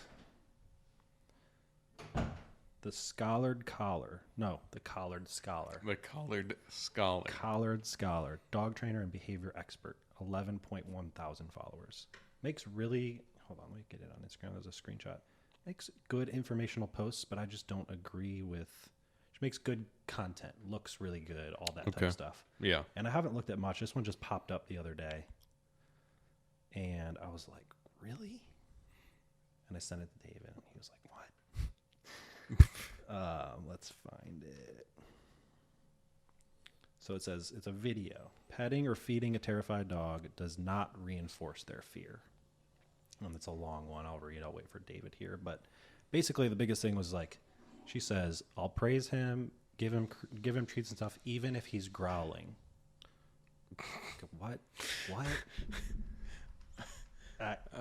I think that's exactly what you're doing is reinforcing this. Right. But yeah, waiting on you. Pulled it up. The Collared Scholar. I've heard of the Collared Scholar. That's who it is. Oh, wait. Hang on. I know the Collared Scholar. Okay. Hang on. I'll tell you a story about the Collared Scholar. Oh, no. I don't even know where she's based. Somewhere out east. I just follow her because I actually don't ever see her stuff, but I saw a couple people that I know or respect, whatever, follow her. So Yep. Yeah, I know who this girl is. she's got a 90-pound Malinois. Yeah. It's crazy. So the Collared Scholar. So do you remember when I went out to Nashville to go speak at that seminar that Yes. Tammy McLeod had? Yes, she was there. No, she wasn't there. She did a virtual thing, though, while she was there. Gotcha. So she does dog business coaching. Right. She's Right. not a dog trainer. Not really. Yeah. I mean, she does a little bit here and there. Yeah. But, like, her whole thing was she essentially built a daycare and boarding kennel that she then sold. Right? So, like, and that's her claim to fame is I remember she built a clientele and stuff with it. She ran the business very well. She had a really good client list. And then she was approached by another daycare and boarding center that offered to buy her client list from her. So she sold her client list. I think it was for like $100,000 or something like that. Right. Which, I mean, listen, that's not really that great at the end of the day. But at that point, she was like, wow, I made it, basically. And now she does like business coaching and stuff for it. Which, listen, I mean, I'm sure she knows a lot of really great information with that kind of stuff. Nobody fucking understands that side of thing, especially in the dog training world. Right. You know, you basically learn how to run a business through making a lot of mistakes and spending a lot of money because you make a lot of mistakes. Doesn't Gelman do like business coaching too? He does like social media coaching and stuff. I don't think he does a lot as far as business coaching. Yeah. I mean, they teach you how to get your business off the ground and stuff, but I don't think they get into like the details as far as like taxes and liabilities, insurances and stuff, because there's a lot that goes into that kind of stuff. By the way, you guys get your taxes done yet? Yes, No. I did. Yeah, I just TurboTax. Simple. you file in TurboTax? Well, I guess you're just one. I mean, you don't yeah, have a it's whole just lot of me. expenses. Do you expense a lot of things? No, but I need to. Yeah. I don't know why I don't. What do you file as? Sole prop. Sole proprietor. Yeah. Nice. Are you sole proprietor LLC? No. You're not. You're just sole proprietor. Yeah, I got to do. You should definitely do LLC, I especially know. in this industry, man. You want people coming at you. Coming Yeah, after I gotta- my money, not Yeah, the yeah, business yeah. money. Yeah. Yeah, I gotta go to somebody this time because I'm an LLC this year. I'm waiting on some 1099s. Yeah, dude, taxes are so annoying. I just don't understand Yes. them. They're so complicated. Like that's why Taylor does all our bookkeeping still, Yeah. and Greg Dantio does all our taxes, and those two figure everything out. Yeah. And then they basically tell me, write a check for this much money. You're like, okay. And then I was like, oh, great, thanks. Okay. Appreciate you. Does she work dogs anymore? Or No, she she's doesn't just- work at the facility. She does everything from home. She does like payroll and bookkeeping and all that kind of stuff. That's cool. You know, so She's got a baby, right? she's, I don't know if I should say this, due for her second one. Ooh. Yeah, she's gonna have her second one in April. Nice. Whoa. April or May, beginning of May, end of April, one of the two. Nice. That's cool. Yeah, she's doing really good. Collar Scholar. Okay, yeah. So this post that she made. And I've seen her post this before, but it's her, this German Shepherd's all over the place, and she's just giving it food. But it says petting or feeding a terrified dog does not reinforce their fear. The video? Yes. Play the video. Any audio on it? Video has no sound. But she goes, it's a popular misconception that giving a dog treats or petting them while they're afraid will reinforce their fear. Reward it so that it sticks around longer. But think about it. For this to be true, it would mean that the dog is in control of their fear, that they choose to be afraid. It also assumes that they'll choose to be terrified just for a treat. They'll flip on that fear so that they can get some attention or a piece of chicken. Things they can easily get for sitting, for laying down, or doing half a dozen other things that do not involve feelings of terror. Yeah, nope. She goes, Fike here. Wait, read that last part one more time. Things they can easily get for sitting, for laying down, or doing half a dozen other things that do not involve feelings of terror. She said, yeah, nope. Fike here is a terrified with a capital T, and I give him food when he will take it, and regularly offer calm, reassuring pets. In essence, petting down the hair he's standing on the hair raised on his back in fear, which by Well, that the way, part's bullshit. stopped Petting down the hackles. stopped him from having a reaction in this video and allowed him to disengage from the scary thing. What? And I'll praise him calmly, even if his hackles are raised, even if he's growling, even if he has a reaction. It's my goal to manage my environment so that he doesn't feel so much pressure he needs to react, but I'm not always successful. I'll do this every time he's afraid, because it's my goal to change the association he has with the things that scare him. I want to prove to him that the scary stuff isn't so scary, and that the easiest way to do that, turn that scary stuff into a predictor that awesome things are headed his way. Is this her dog or a client's I dog? think it's a client's dog, Okay. which, like I said, I think, I don't know. I don't know how I feel about it. Okay. The whole petting when the dog's growling, I understand the idea behind the post, kind of, but also I don't at all. What do you understand, or what are you interpreting out of Like, this? it's the part about there was one thing. Maybe there's no things. Yeah, I mean, no, I don't agree with any of it, really. Okay, so here's the thing. So I think that there's a couple ways to look at this, right? So first and foremost, we need to break down the difference between rewards and praise. But Right. praise is essentially a reward. Petting, well, If the dog likes it. yes. So the dog determines what's reinforcing, Right. right? If I get Joe Schmo dog that comes in that doesn't like me or is scared of everything, they're probably scared of me. Me petting them is doing nothing to reinforce Right. anything, right? If anything, it's just me giving mixed messages, and the dog doesn't know how to perceive that information then at that point, which can create more confusion, which can create more conflict, which can cause more problems, right? Rewards, so things like food, for example. Rewards, and let's say praise is reinforcing for a minute here. Rewards are interesting as opposed to praise, because praise you can't use as specifically, right? Praise is an ongoing thing. Praise is like, this is good. I like what you're doing. And it's going out over the course of like moments, as opposed to a reward. Yes. Right. Yes. Yep. Right. That thing right there is what you're getting rewarded for. And maybe for this specific dog, this might work a little bit, but it's all dog dependent. With the rewards though, right? So to the point, and this is why I had you read that one part over. I don't know if she was saying the sits, the downs, things like that. I am kind of okay with, let's say we're in an environment the dog is scared in, right? And I ask the dog to down, the dog downs, I say good reward. Yeah, that's fine. That's fine. But not reward, pet. Well, again, it's the petting versus the rewards. I think petting is a different energy, and it's showing myself differently to the dog, right? It's showing me as providing kind of weak energy to a dog that's already scared. Sure. A reward I could use in contrast with consequences and have them be kind of external parts of what I am doing, right? When I say good and reward for something, there's no emotional attachment to it. It's just, that was good. No, that was bad. Right. Good, that was good. No, that was bad, right? I could flip back and forth between the two very, very effectively, I feel like, right? Because we're using classical conditioning and we're conditioning these markers in. So good has a conditioned association, no has a conditioned association, right? And then my presence in itself has an association of being dominant or alpha or, whatever, in charge of things, right?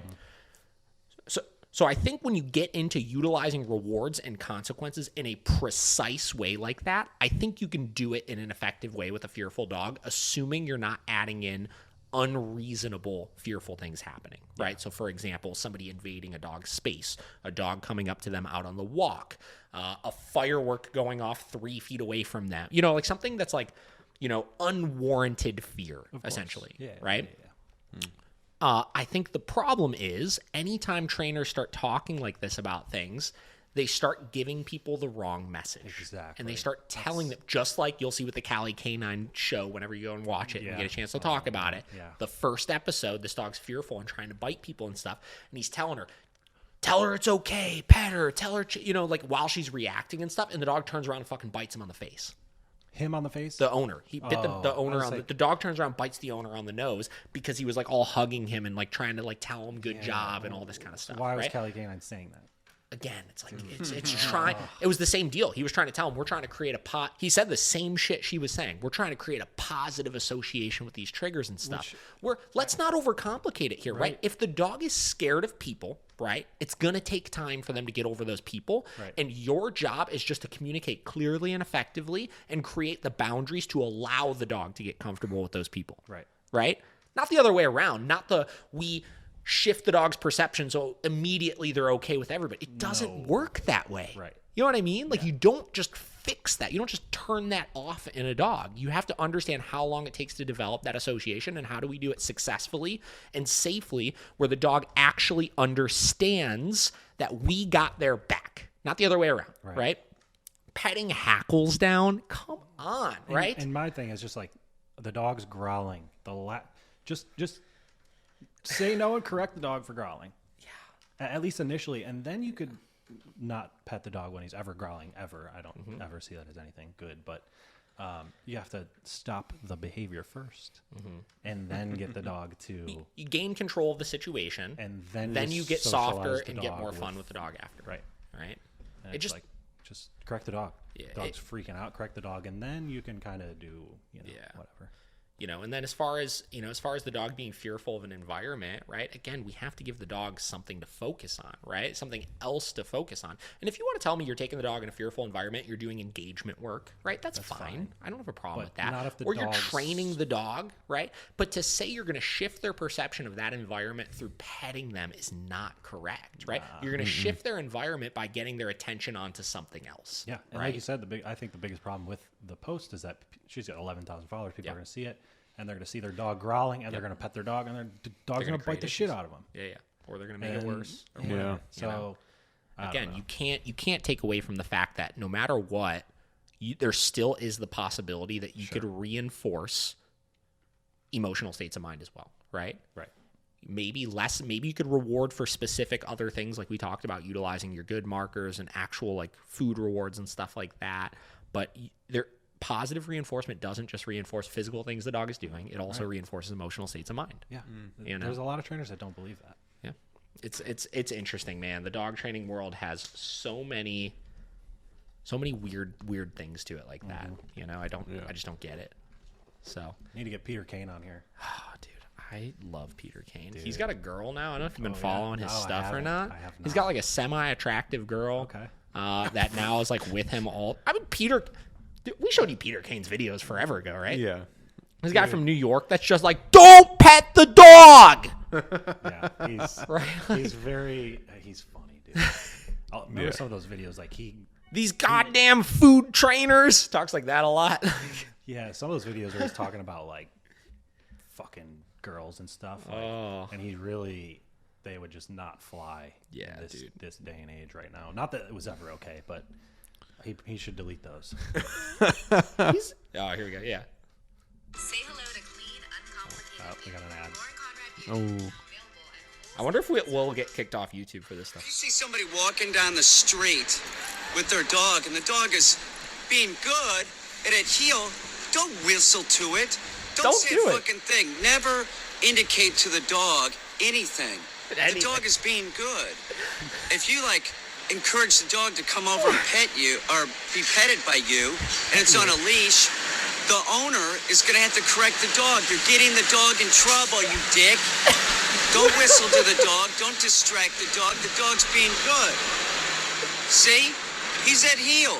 Now, this is my dog, and he'll ignore the shit out of you, but someone else's dog, that's the point. You're getting the dog in trouble. And if you see a dog that's tied up outside a store like this, right, you should leave the dog alone. You should. The dog's being good. So if you walk up to the dog and the dog gets excited and jumps on you and you start petting it, you're training the dog to jump on people. So you're a dick. Leave everybody's dogs alone. Did you get it, asshole? It's not your fucking dog.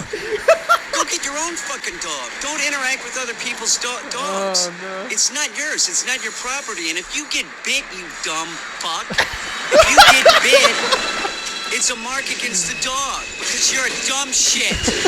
Leave everybody's dogs alone. No whistling. No trying to interact with them. It's not your dog, dummy. That is legendary. man. It's so good. That is one of the greatest videos to ever go on the.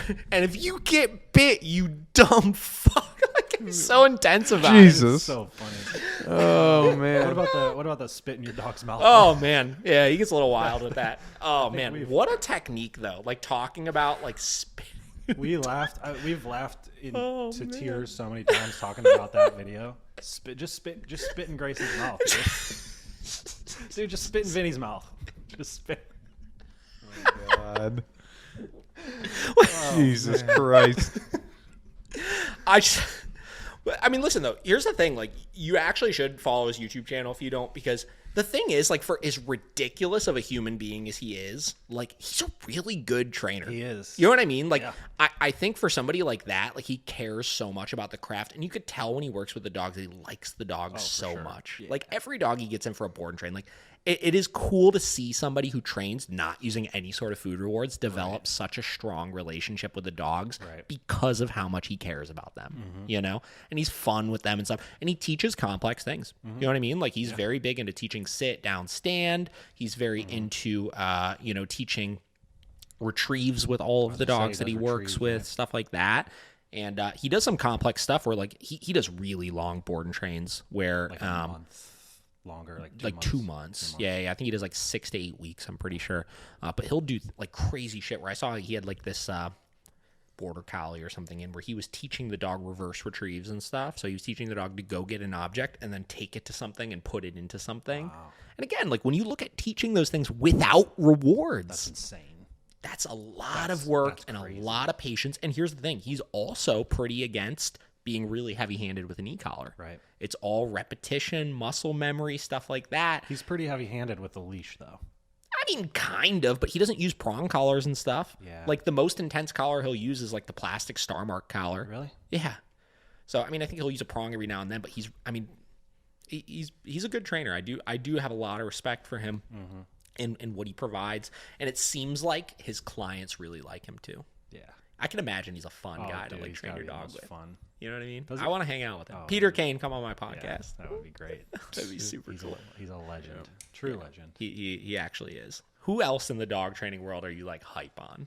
Peter Kane, I mean, listen, like hype on him, I don't know, but like he is somebody that I've followed pretty consistently that I'm like, I got a lot of respect for that guy. Yeah. I don't know.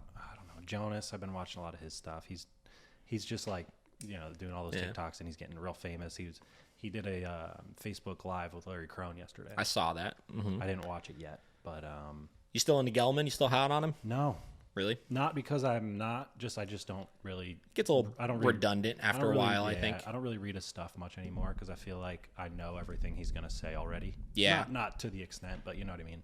I think, for as much flack as he catches, he's somebody else I have a lot of respect for in the dog sure. game. Especially like sticking through with all that stuff after he's like death He's been threats and doing it all that so shit. long. He's been training dogs for so long. And again, like, he's kind of the opposite of Peter Kane from the standpoint of, like, everything he does is coming from a place of him caring about his clients so much and caring about helping people. Like, when I watch his videos, I genuinely feel like he really wants to help people, you know? For sure. And I think it comes across the wrong way because he's really heavy-handed with dogs. He's firm on correcting, but that's a lot of what people need to hear is how to do that properly, you know? Because he's as many people that hate him, he's helping thousands of people. thousands. You know what I mean? Yeah. Like, and he's built such a great, relationship with a lot of different people and a great name for himself. I think, again, my biggest issues with him have been a lot of his trainer training series where him and Sean have just created this like era of fucking trainers that don't know what they're doing. They literally, I mean, like it's flat out. They do not know what they're doing, right? They understand how to use an e-collar to correct for behaviors, but they do not understand the intricacies behind teaching things. They don't understand the intricacies about utilizing those tools as effectively as they need to. It's that old school method that they just have old stuck in their head. school drilling dogs for stuff, and that's it. There's no deeper understanding behind anything. And that's Jonas's thing. He keeps saying he's doing all of this for the younger age trainers. Yeah, He makes tons of videos on that. I think it's so cool, and I think, and that's Because like people like want someone that's been doing it for 20 years, but like it's evolved so much. It's like younger trainers are not better, but it's just way different. Well, I think younger trainers are becoming way more popular right now and building a name for themselves because they understand the technology side of things better, right? A lot of these older guys that are training, like National Canine Academy or whatever, like they don't have much of a social media presence and understanding of what things are going on because they're not hip to all those things. They didn't used to, they haven't evolved with the times with those things. How do you feel about, you follow Mark Goldberg at all? I don't. Who is he? In Chicago dog trainer. Okay. The Monks of New Skeet? Yes, those books. He's got all the books. So Mark has co-written a bunch of books with them. Oh, wow. He's very, very close with the monks. And Mark is an incredible trainer and somebody that I think I have a shit ton of respect for, but doesn't put himself out there ever, right? Gotcha. How old is he? Probably 60. Oh, that's why.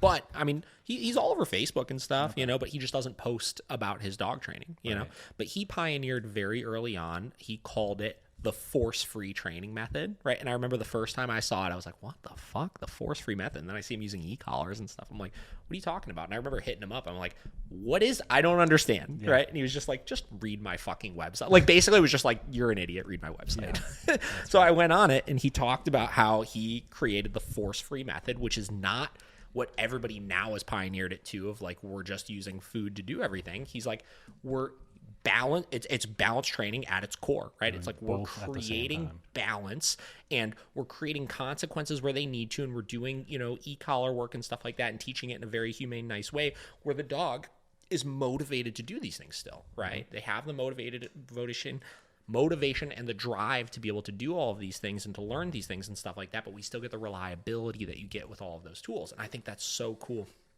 And he's got 2 books that came out lately. So one came out a couple of years ago called Let Dogs Be Dogs. Huge book. It blew up. It was a very, very big time book.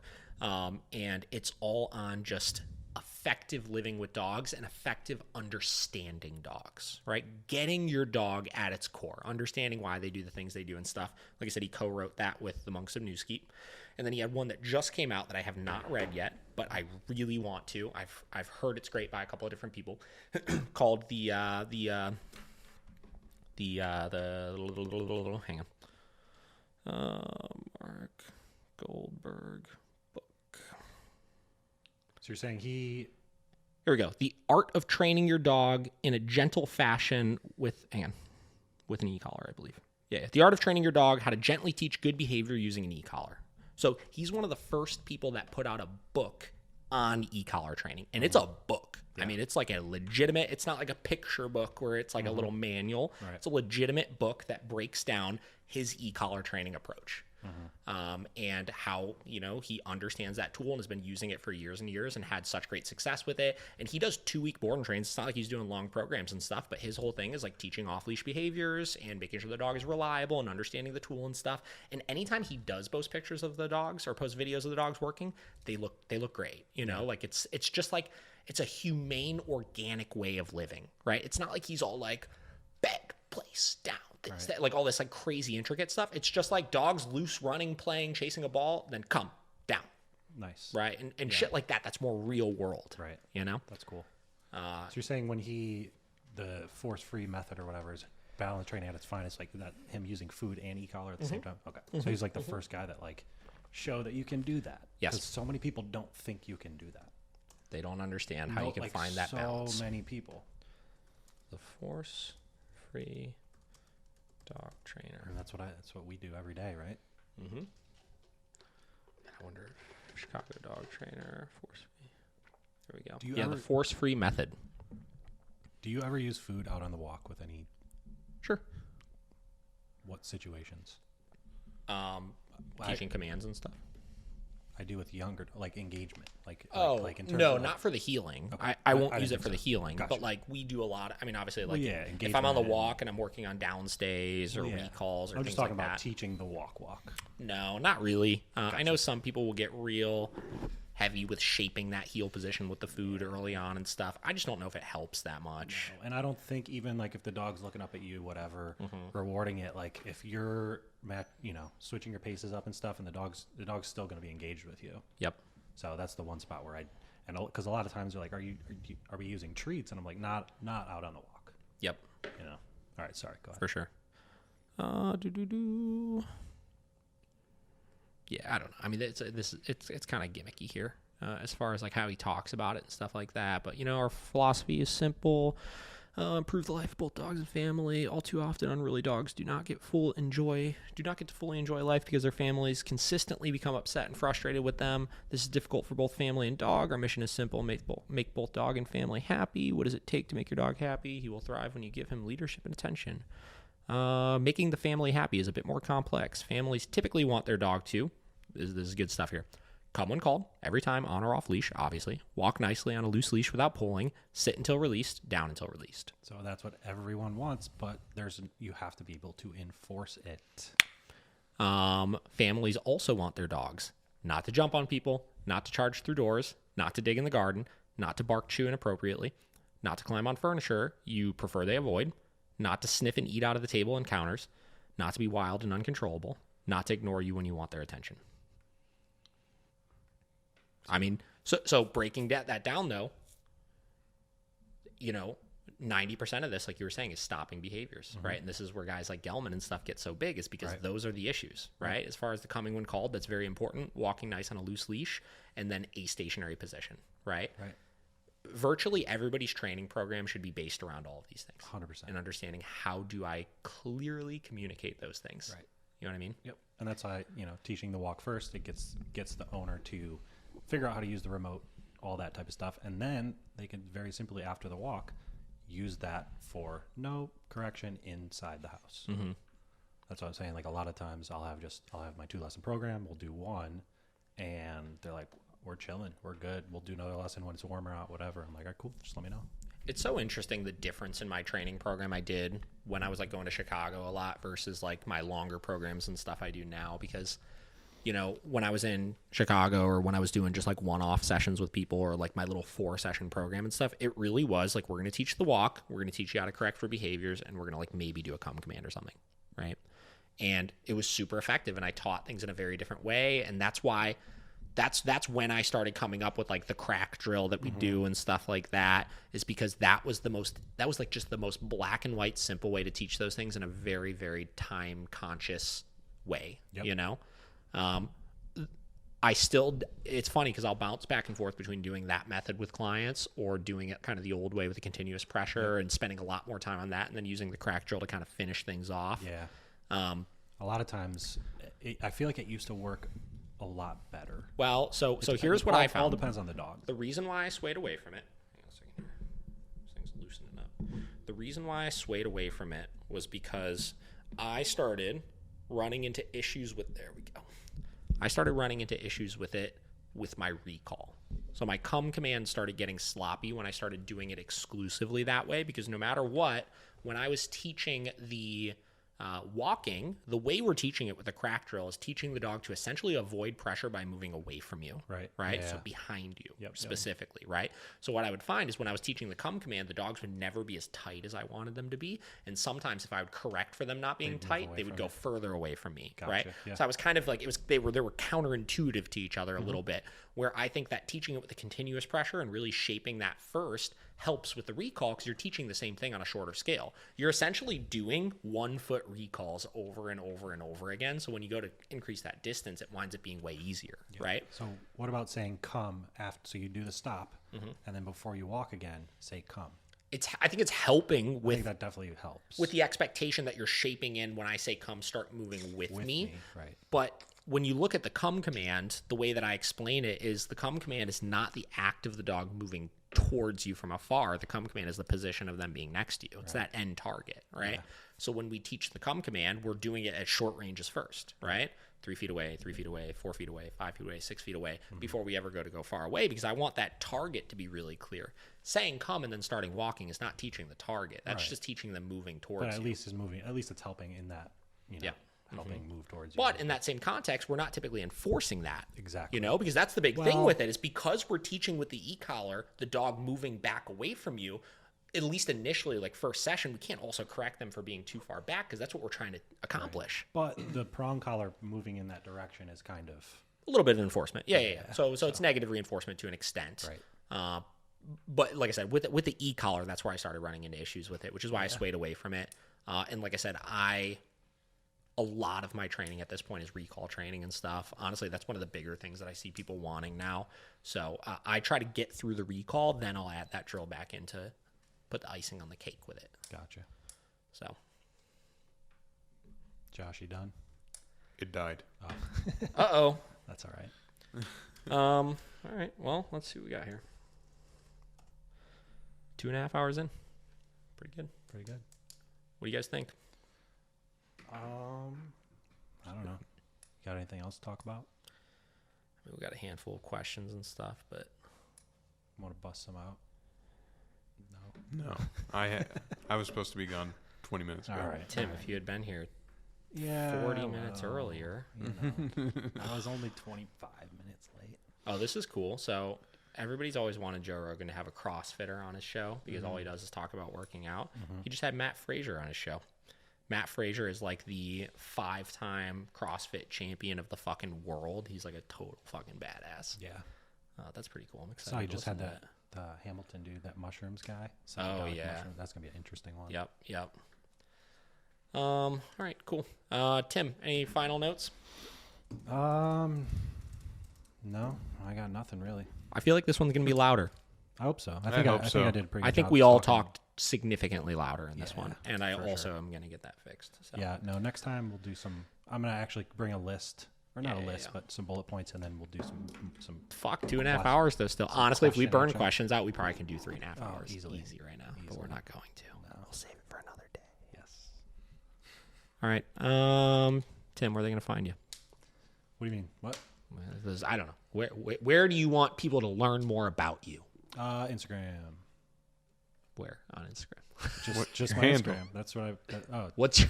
It's TIMMYSTAK. Timmy Stack, no C in the stack. Stack. Yep, all over. That's where Like I post stacks, but without the stack. Right. That's where I put everything. I don't really mess with Facebook. Do you have a website? I do. I keep it pretty simple because I want it to make people call me.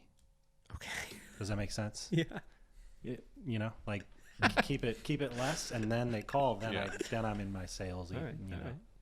Hit those sales. Hit the Grinding out the sales. like it says my Cha-ching. 2-lesson, 4-lesson, 7-lesson program doesn't say prices. what they entail, just says prices, and then I feel like they want to call more. Oh, to at see least you what say it the entails. prices. Oh, that's good. Yeah. And then an email contact form. Yeah. That's pretty much it. It's pictures, I think. Dobe? Josh Dobey Productions. Everywhere. Everywhere. at David the Dog Trainer, at Miracle Canine Training, miraclecanintraining.com. That's it. We'll catch you guys.